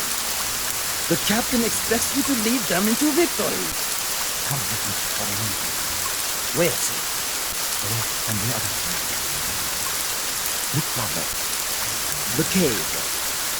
Yes? You said something about there being wounded inside? I think so, Lieutenant. When they ran inside, they were carrying each other. I don't think there are more than 20 or 30 men. It shouldn't be too difficult. They are only Americans, not good fighters. And they are very weak. Please, you mustn't speak that way. The captain... Don't they know when to quit? If they have wounded, what's the point? They can't go on this way. If they surrender now, there might be a chance. What did you say? I didn't hear. What did you just say? Repeat it. If they're wounded, sir, perhaps... Perhaps what? If we gave them a chance to surrender first, or... Or what? If we left them first. Left them. Bypass the cave completely, and moved on. Bypassed them. Is that a tactical judgment? Or is it some nugget of compassion for the enemy unearthed by your fever? Wounded. They're running out of supplies. They can't do much harm. Neither can they sink a battleship from this position, but their forces can. That is why we must destroy them. But if they have no more strength to fight... A reminder, Lieutenant. The identity of the men in the cave.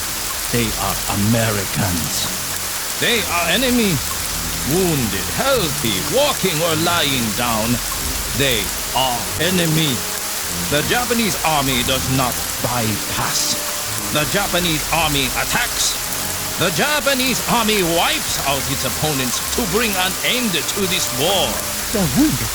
They're beaten and they're wounded. Their forces have suffered heavy losses. The rules of war... Rules? Lieutenant Yamuri, it is odd that you should require this reminder. But the comparative health and well-being of the enemy, his comfort or his discomfort, the degree of his anguish or his incapacities have no bearing on military action. These things have no more to do with a tactical move or a decision of command than the fortunes of an anthill that you step on when we move forward to attack. But they're not... Correct. They are enemy. If when we enter the cave they are lying on the ground, crying in agony, pleading for mercy, I can assure you I will have no more compunction about making them a head shorter than I would about stepping on that anthill. Captain, they are men. You are not listening. They are enemy. This is war, and in war you kill. You kill, Lieutenant. Do you understand? You kill until you are ordered to stop killing. No! Now, pick up your broken field glasses and prepare to attack, or I will have you shot.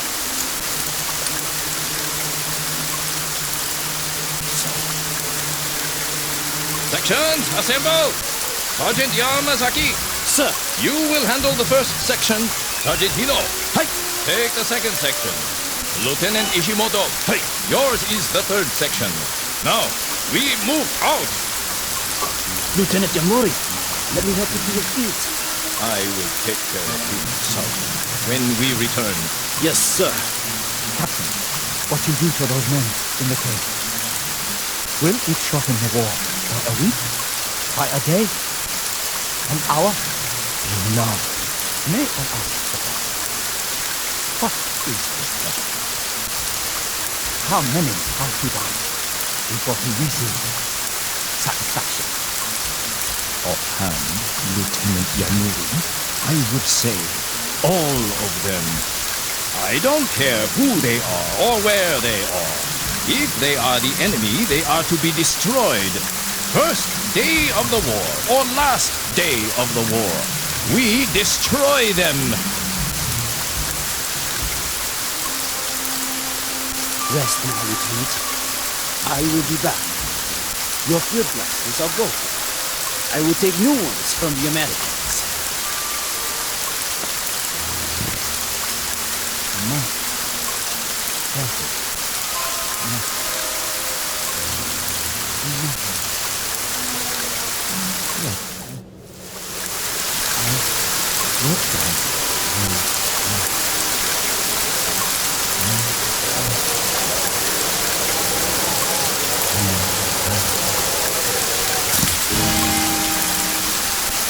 Anytime you say, Lieutenant. What? Looks like you can't use those binoculars now, though. Binoculars? To help you with the duck shoot. Well, you'll just have to follow your orders blind. Blind as a bat. Cousin Ronald? Of course, when you start firing, nobody flashes. Wait a minute. Maybe that'll be enough to lead the charge, just like San Juan Hill, huh? Of course, we'll be going down, not up. Wait. Hold on. Maybe he wants to put it off. You want to hold the attack till later? No. Yes. I mean, what do you mean, sir? Cousin Ronald. Something happened. Yeah. You broke your glasses. Now you can't see down there. Tell you what, I'll get you a new pair of one of them Japanese, if we make it inside. No, you don't understand. Those men in the cave. Men now. Hey, boys, you called them men. And all this time I thought they were the enemy, to be destroyed, just like that. Yeah, like animals. What do you do with animals when they get in your way? You kill them, right, Sergeant? Right. You slaughter them. You kill till they're all dead. Then you dig them up and kill them again. Ain't that right, Lieutenant? No, there's not going to be an attack. Those men are wounded, starved. There's no point in...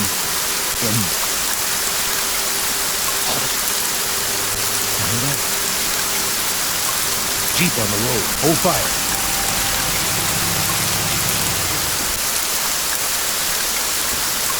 Lieutenant Patel here.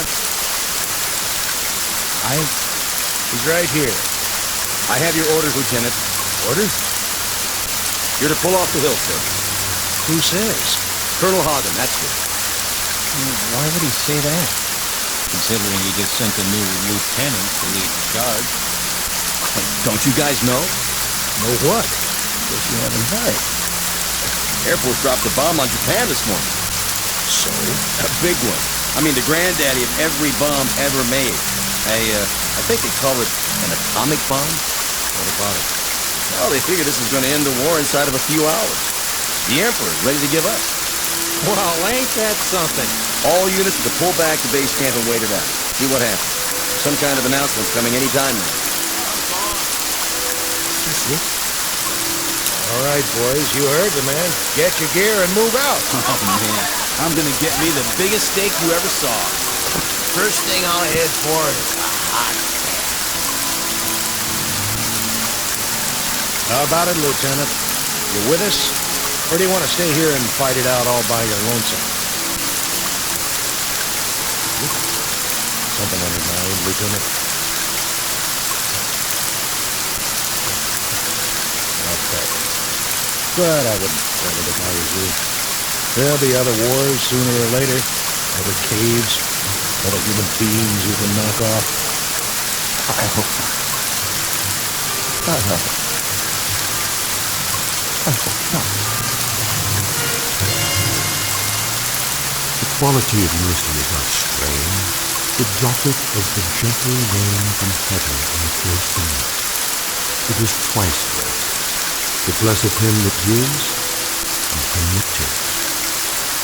Shakespeare, The Merchant of Venice. But applicable to any moment in time, to any group of soldiers, to any nation on the face of the earth, or, as in this case, to the Twilight Zone.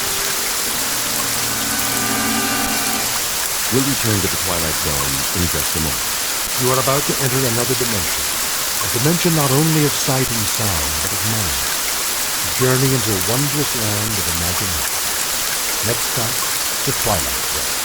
Hi, this is Stacy Creech. I'd like to take a moment to tell you about our Twilight Zone website at twilightzoneradio.com. At twilightzoneradio.com, you'll find the latest information on these Twilight Zone radio dramas, including behind-the-scenes photographs, plus the newest product release, trivia contests, ways to contact us, other Twilight Zone-related info and merchandise, plus links to other fascinating websites.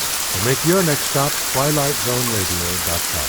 Visit twilightzoneradio.com to purchase these Twilight Zone radio dramas on cassette and CD, or call toll-free 1-866-989-ZONE.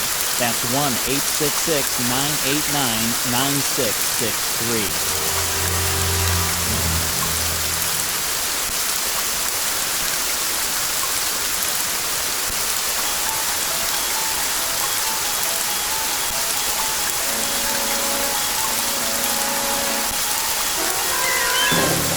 You unlock this door with the key of imagination. Beyond it is another dimension. A dimension of sound, a dimension of sight, a dimension of mind. You're moving into the land of those shadow ancestors, of things and ideas. You've just crossed over into the Twilight Zone.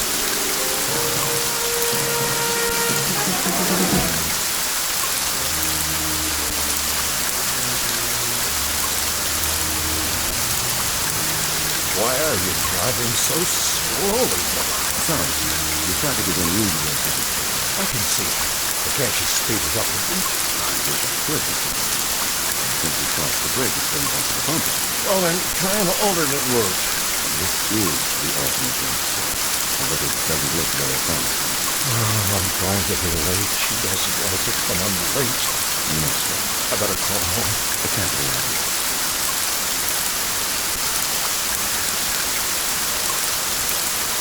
It's busy again. Yes, sir. There's something wrong with this phone. The batteries are going haywire. Would you like to try mine? Yes. Pass it back to me. I'll buy it if you like. What number? You know the number. My apartment, of course. I'll get it there. Very good, sir.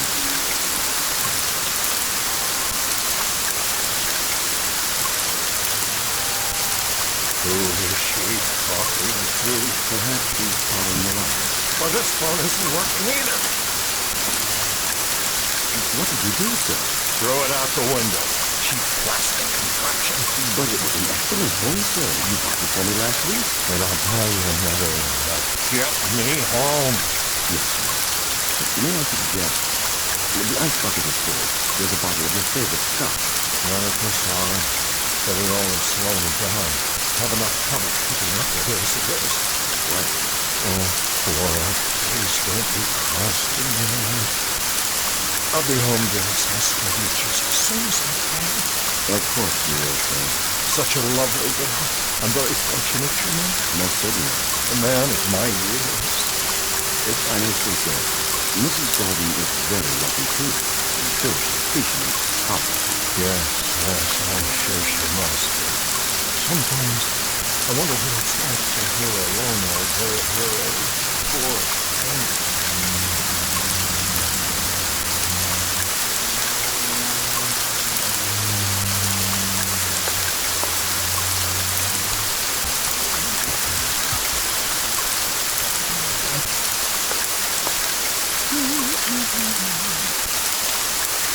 Hello, concierge? Yeah, this is Mrs. Gordon. Could you send up some chili cheese fries and a Coke? I'm starving.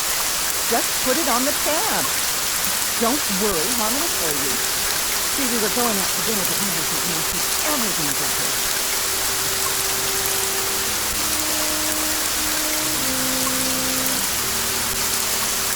Picture of an unlikely lady in waiting with a knight in not so shining light. An aging man who leads his life, as Thoreau said, in quiet aspiration. Because Harmon Gordon is a slave of life, and has been, most unfortunately for him, ever since his heart was captured by a woman some 40 years his junior. And because of this, he runs when he should fly.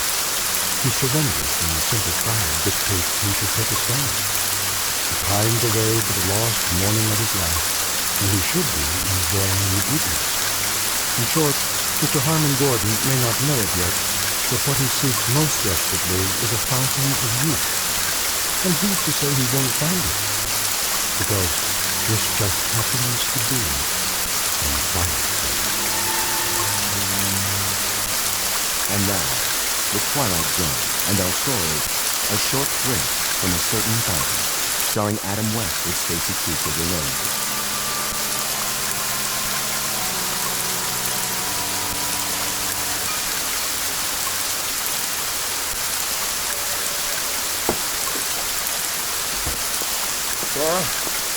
Flora, dear.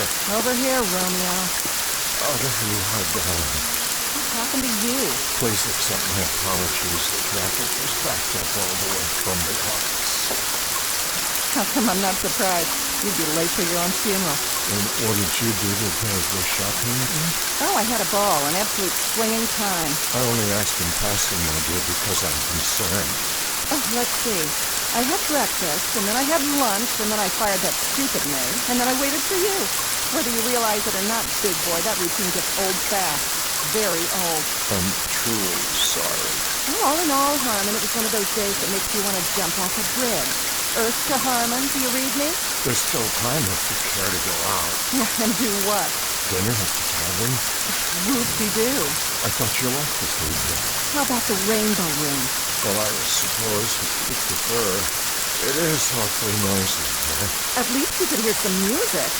You want music? But I've bought you all the latest recordings. I want live music. Any kind. I don't care. As long as I can dance. Dance? Matter of fact, I feel like dancing right now. You do? Will you dance with me, Harmon? Well, I suppose. Come on, baby. Let's see what you've got. Let me take off my hat and coat. Oh, come on, loosen up. Let it move you. Feel that beat? I'm trying, dear. Move it, Harmon. I'm doing my best. What's wrong with you? I can't keep up. Take your booty. Now move your arms like this. Flora, please be more careful. It was just a piece of glass. It was a very old piece of glass. Worth what, 89 cents? Hardly. This was a Wedgworth. Big deal. I'll buy you 6 more just like it. I'll even have the concierge gift wrapping for our anniversary. Then we can sit around and play old records. Sounds like a hot night to me.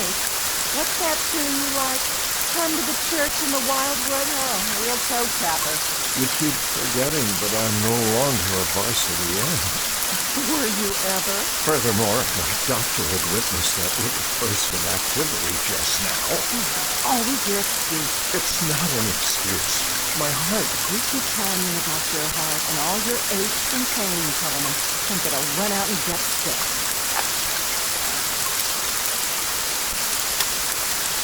Would you mind putting that cigarette out, dear? I've asked you not to smoke. Why not? Bad for your heart? You might start a serious fire. Honey, baby, one of these fine late evenings, that's exactly what I'm gonna do. Torch this whole mausoleum. There are things here that mean a great deal to me. Like what? That eyesore I knocked over? It was my mother's. Oh, spare me. It was worth very little except for the sentimental value. That's a word you may not understand, Flora. Sentiment. It means the capacity to love.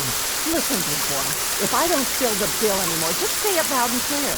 In case you forgot, there are 14 flights a day to Reno, and I'd love to be on any one of them. But if I am, you're gonna pay. Big time. Flora, darling, I am not angry. I simply wish that, well, you'd be a little more careful and considerate. Somebody should have wished that 5 years ago when you and I signed the papers. I knew you were old, Harmon, but I didn't know how old. You better watch yourself, honey. If you ever take me to a swinging weekend in Egypt, I might just run away with a mummy. Know what I mean? I'll just wash up a bit and we can go out to dinner. Oh, you do that. We'll make it your night, baby. We'll go someplace wild, like the Elf Lodge.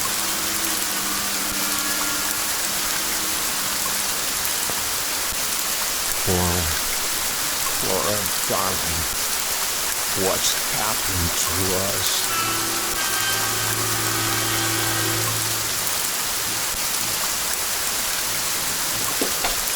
That's it. Flora? I told you, I don't want to talk about it anymore. But Flora, dear, I told you I was tired before we left. Flora, dear, I told you I was tired. You're always tired. It's not something I can control. These pills I take. I didn't ask you to run the mile. I just asked you to go dancing, or to the movies, or someplace. Any place but here. We went dancing on Monday evening. We've been to the movies twice this week. I only thought... Thought what? That you could take my mind off what a miserable bore you are? Well, let me tell you something, honey. I only thought that, well, just one evening, only one, we could quietly watch television or read or have a conversation. It's a fine art, you know. The two of us with no one else around. Something to bring us closer together. And you think that's all it takes? This is so like you. The Late Late Show after you have a game of chess. That's not what I mean. Sounds really great for senior citizens at the old folks' home. But for your information, sweetie pie, I don't have my reservation there yet. They won't let me in. I still have my own too. Flora, try to be reasonable. And don't tell me how you picked me out of the chorus line and introduced me to the finer things in life. Your idea of the finer things is to hold hands in church and listen to the organ music. Flora, you know that isn't true. Take my advice. Get yourself a nice glass of warm milk and curl up with an almanac. Whatever it takes to get you through the night. Because this time, it ain't me, babe.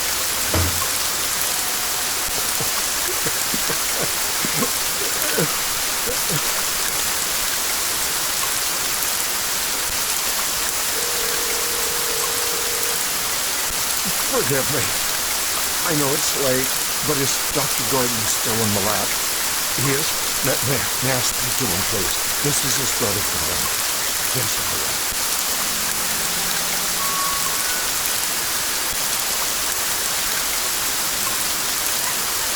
Now then, Lenny. Yes? Which monkey would you say is dominant in this group? I guess the largest. Look again. The largest monkey is seated in the corner of the cage doing absolutely nothing. Doesn't seem very dominant now, does it? You're right. Now, notice the small one in the center of the group. The young one? He has the food and water to himself. No one's challenging his position. But doesn't that go against the normal rules? Of social organization? Not where the young are concerned. And the cause of this new hierarchy range is the Gordon vaccine. He's been injected for 3 weeks running now. His appearance has changed, and the others can see it. They may not understand, but they respect it. They have to. They share a responsibility for his well-being. I see. Dr. Gordon. The implications... I mean, if this process could be extended to other species, other social structures, the results would be... Just a moment. Yes, Julie, I thought I told you no more calls. Harmon? No, what do you know? Put him on. Harmon, is that you? Are you all right? You sound a bit under the weather.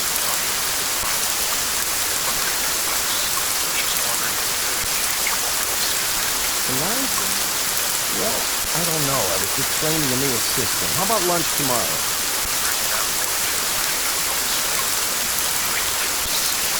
Why it's so mysterious? If it's something to do with your health...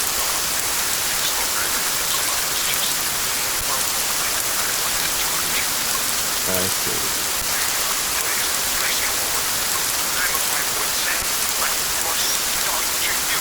Very well, then. Relax, old boy. I'll be there as soon as I lock up. What is it, Doctor? Nothing serious, I hope? No, nothing serious. But if I'm not mistaken, there may be a slight problem of social organization in my own family.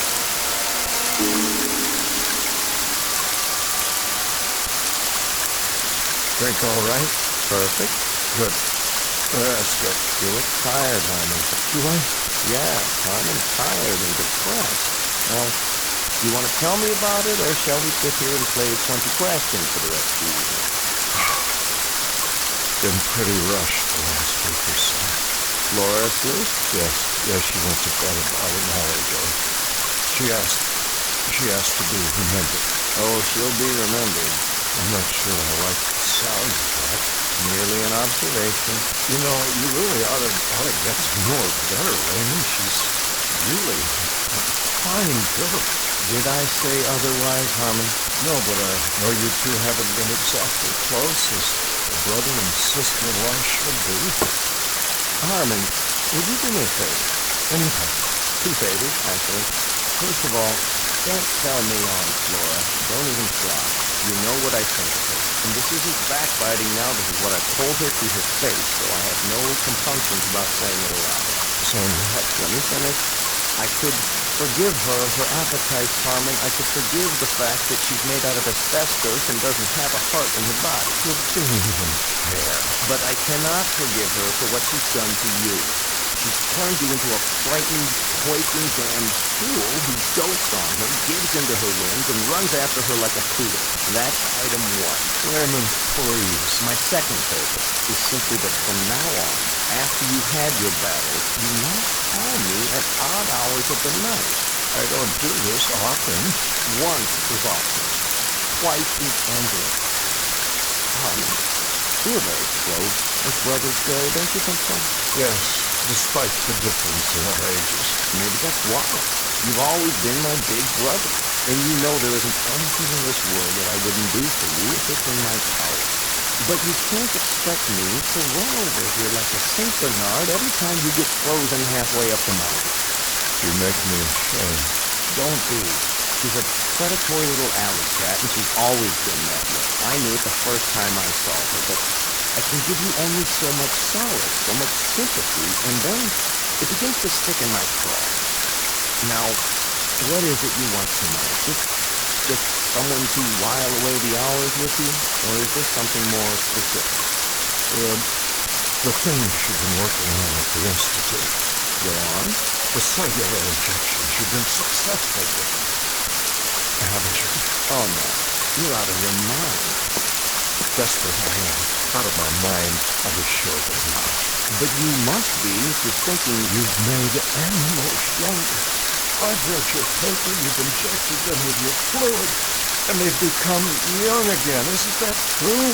Animals, indeed. Guinea pigs, white mice, hamsters. You've been able to rejuvenate glands, organs, sometimes the entire cellular structure. But we haven't even scratched the surface yet, Harmon. We're stumbling along in the dark. I want you to inject me. And I repeat, you must be out of your mind. You don't have a remote idea of what's involved here. The research is very impressive.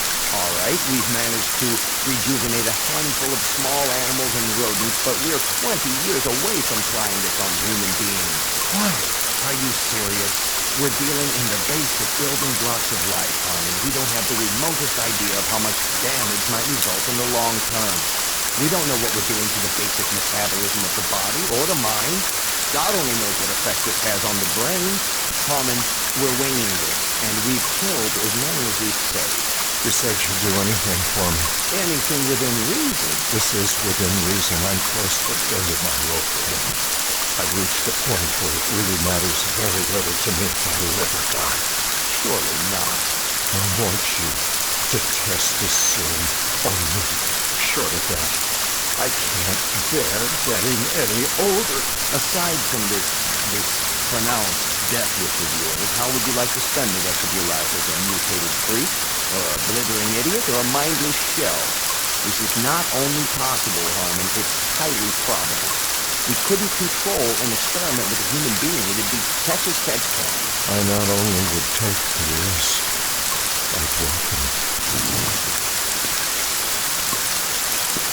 The answer is no.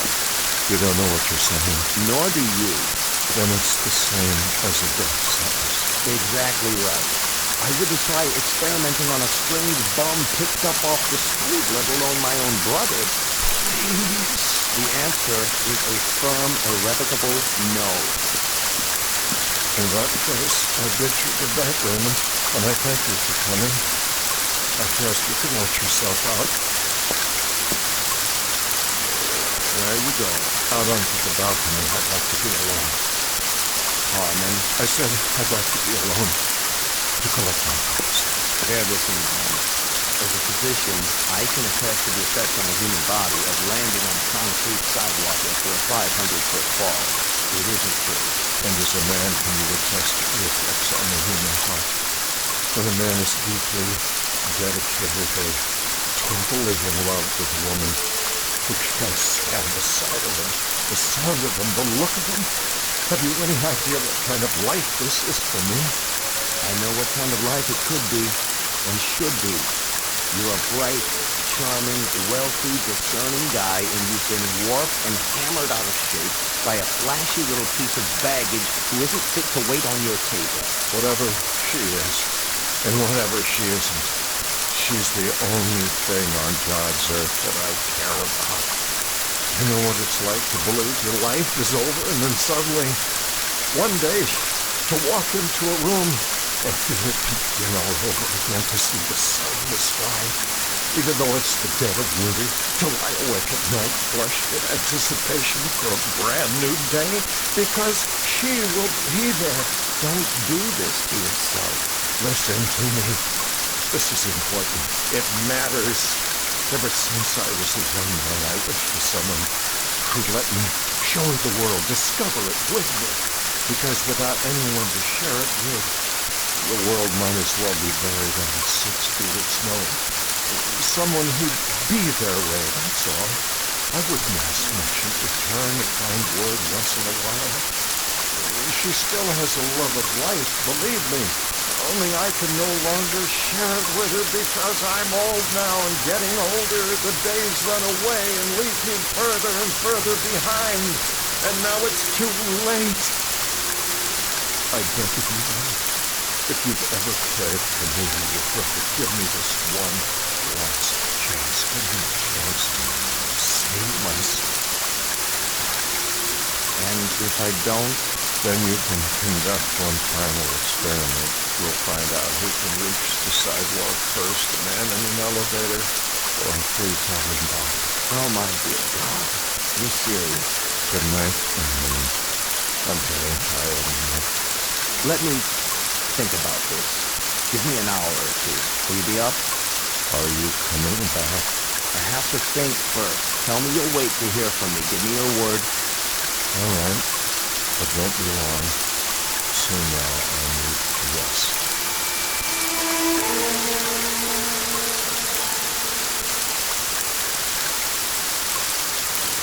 Would you like me to sit down? Yes. Roll up your sleeve. Easily done. I want to thank you for coming back. Don't thank me yet.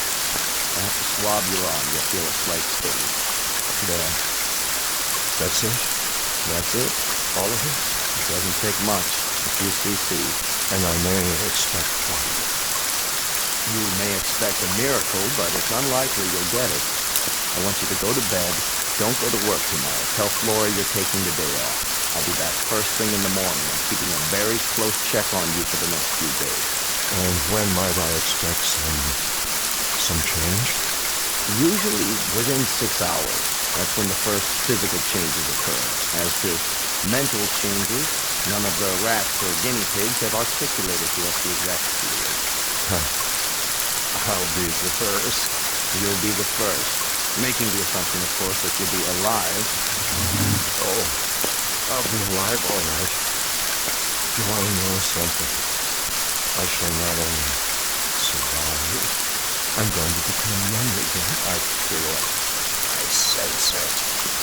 I wonder if she has any idea what she's wrought, even the thinnest suspicion. Don't blame her. It was my decision. I make a promise to you, brother, that if you don't survive, or if you're damaged in any way, I'm going to take it out of her skin, piece by piece.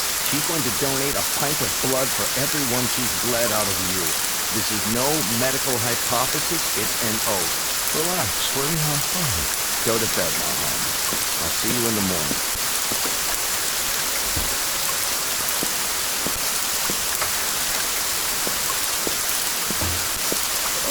Is that you, Harmon? Yes, Flora. Go back to sleep. What are you doing in front of a mirror? Just looking at myself there. Oh, don't do that. You'll have a nightmare. Time to call it a day, lover boy. Or are you going to stay up all night? I like the sound of that. Up all night. You know, I just might. Well, take all the covers when you get in bed. I'm trying to sleep. Of course you are, Flora. Pleasant dreams.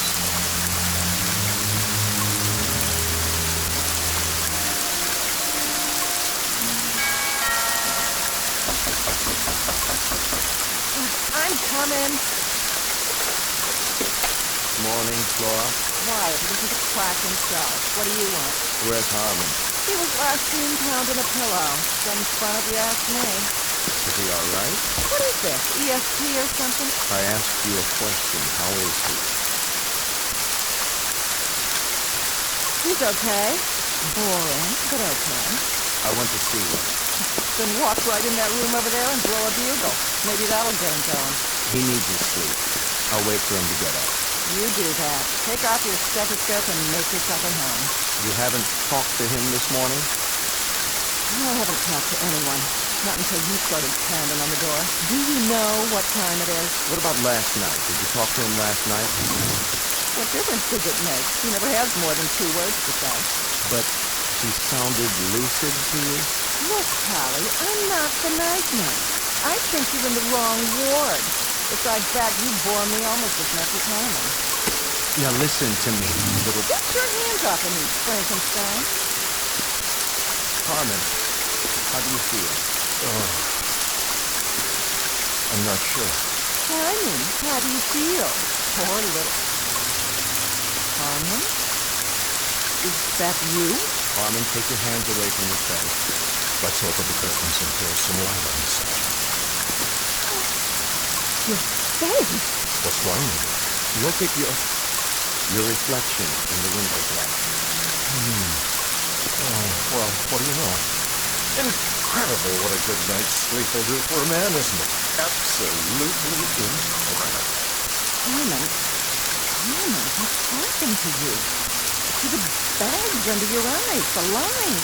Are you wearing makeup or something? Makeup? No makeup, my dear. Just a few hours of sound, refreshing sleep. You look different. Do I? You look wonderful. You look so young. What have you done to yourself? That's my brother over there. Don't ask his brother. His brother doesn't know. How do you feel, Harmon? How do I feel? Like $10 million tax-free, that's how I feel. You know what I'm going to do for you, Ray? I'm going to let you take me on a tour. They can write you up in all the medical journals. That won't be necessary. But first, you'll have to give me 4 weeks. Flora and I are going to take a little ocean trip. Would you like that, my dear? Oh, an ocean trip. Oh, you funny rabbit, you. Oh, Harmon. Darling, when did you die? I've given it some thought. I think we ought to check out whatever sails tonight. Unless you'd rather fly. Honey, baby, I am flying. Boat, plane, repair. Oh, I don't know what's happened to you, but I'll kill you, Big Daddy. I don't even care. Whatever it is, I like it. I miss it. I don't think you'd better plan on any trips, at least for a while yet. Oh, blow it out your black bag. I'm gonna get fixed up for you, honey. Okay. Where do you want to go? Australia, Fiji, the Hawaiian Islands? Where? You name it, honey, and I'm there. I'm serious, Harmon. You can't go running off. Not now. Just look at it. My reflection in the glass. Please, sit down. No, wait. What? I don't believe it. I'm still changing. My hair is black again. Jet black. And what's this? I got a little mustache, and it's black, too. I want Flora to see.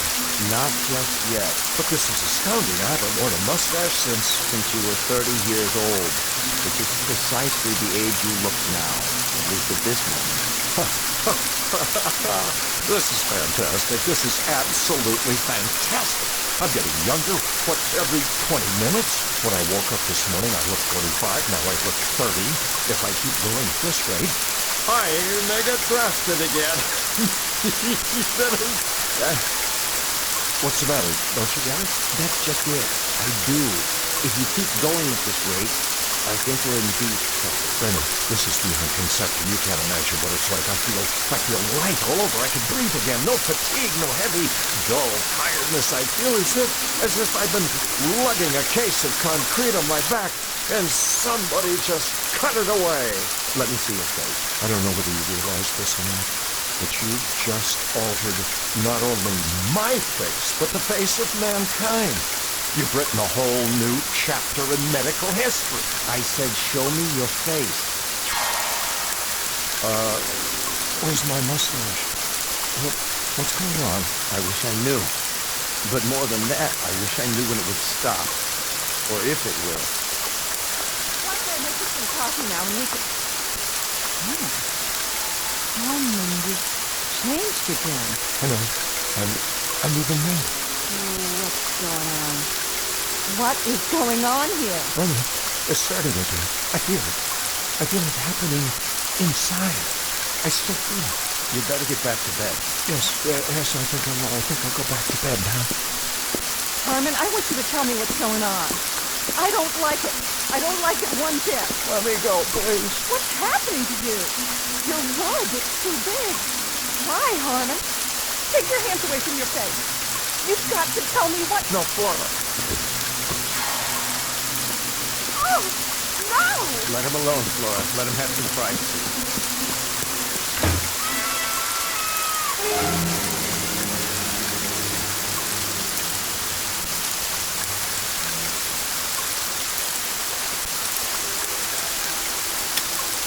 Well, are you going to tell me now? Sit down, Flora. What is it? What's happened? I've been working on a research project. What kind of project? A cellular serum. Up until last night, I had only tested it on animals. Harmon insisted I try it on him. What does it do? As far as I can tell, it stops the body's aging process. Beyond that, it will, in some cases, rejuvenate cells and tissues. In layman's terms, it might make a person younger. Younger? Let me have one of those cigarettes for you.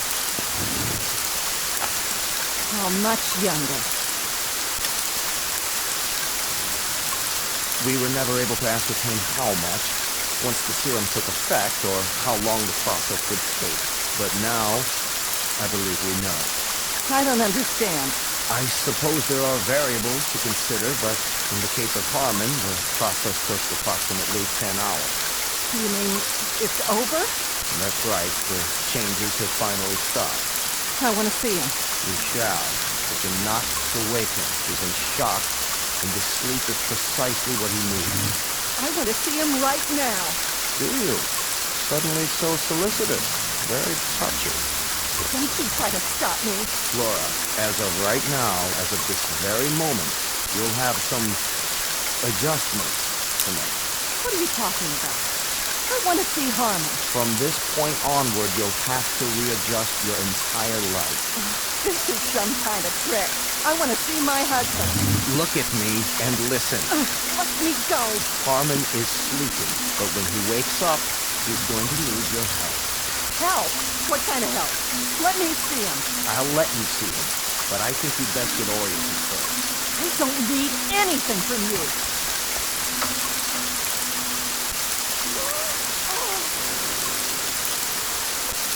Are you beginning to understand?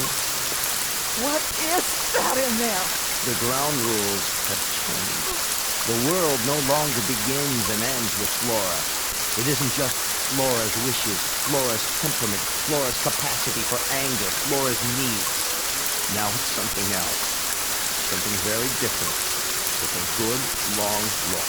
I don't want to. That's very nice, but you have no choice.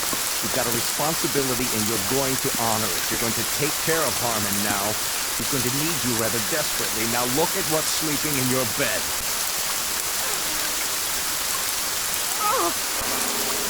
There, little fella. Go back to sleep.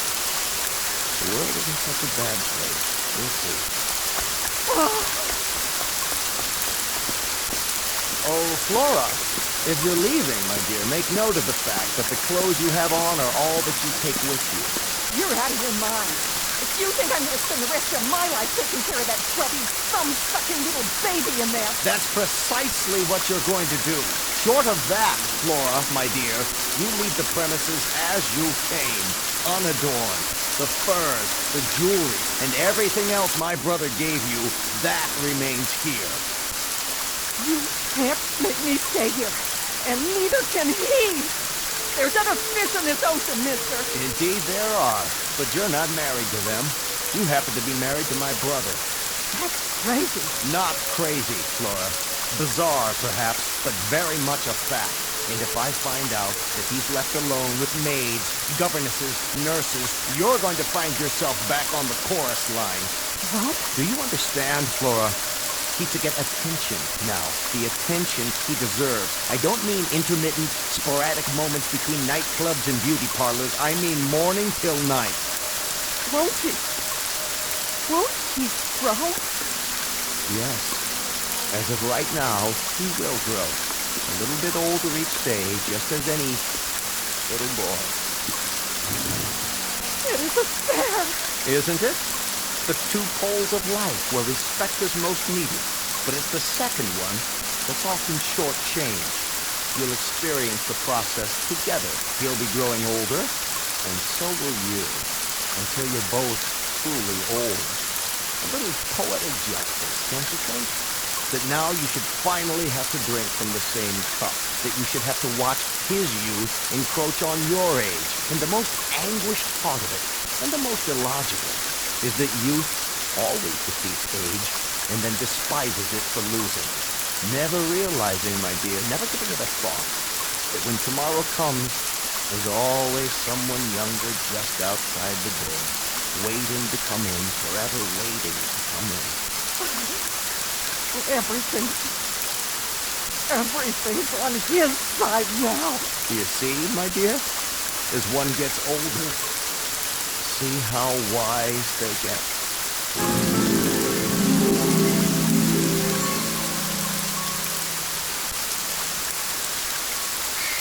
Harmon Gordon is sleeping. He's taking a little nap. He'll wake up soon and impatiently demand a lollipop or a stuffed toy or some other form of attention. Youth is like that. It demands. If you don't believe it, ask Flora. Ask her any day of the ensuing weeks of her life as she takes notes during the coming years and realizes that the worm has turned. The oppressed have become the persecutor and youth has taken over. It's simply the way the calendar crumbles in the Twilight Zone.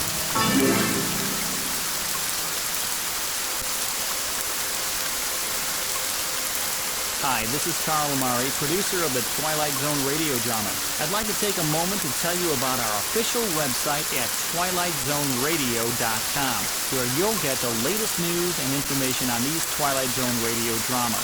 Plus, at twilightzoneradio.com, you can digitally download 3 free episodes or any of our episodes for only $1.95 each. In this age of ever-changing technology, we've decided to make these episodes instantly available to you by making the Twilight Zone radio dramas a digital download-only series. This means that this series will no longer be offered on CD. The CD collections at our website are now being offered while supplies last at buy one, get one free. So be sure to get your favorites before they're sold out. Be sure to visit us often, and I'll see you in the zone.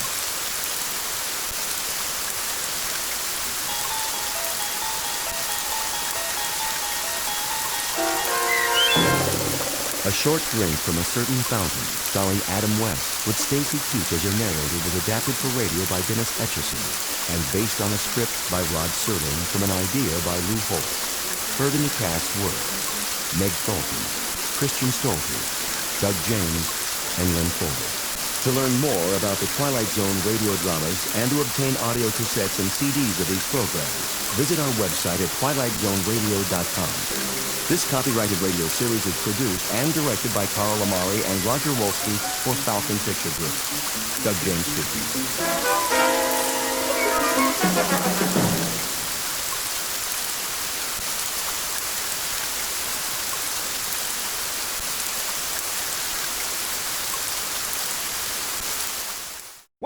2, 3, funky. My darling, I love you, I love you, I love you, I love you, I love you.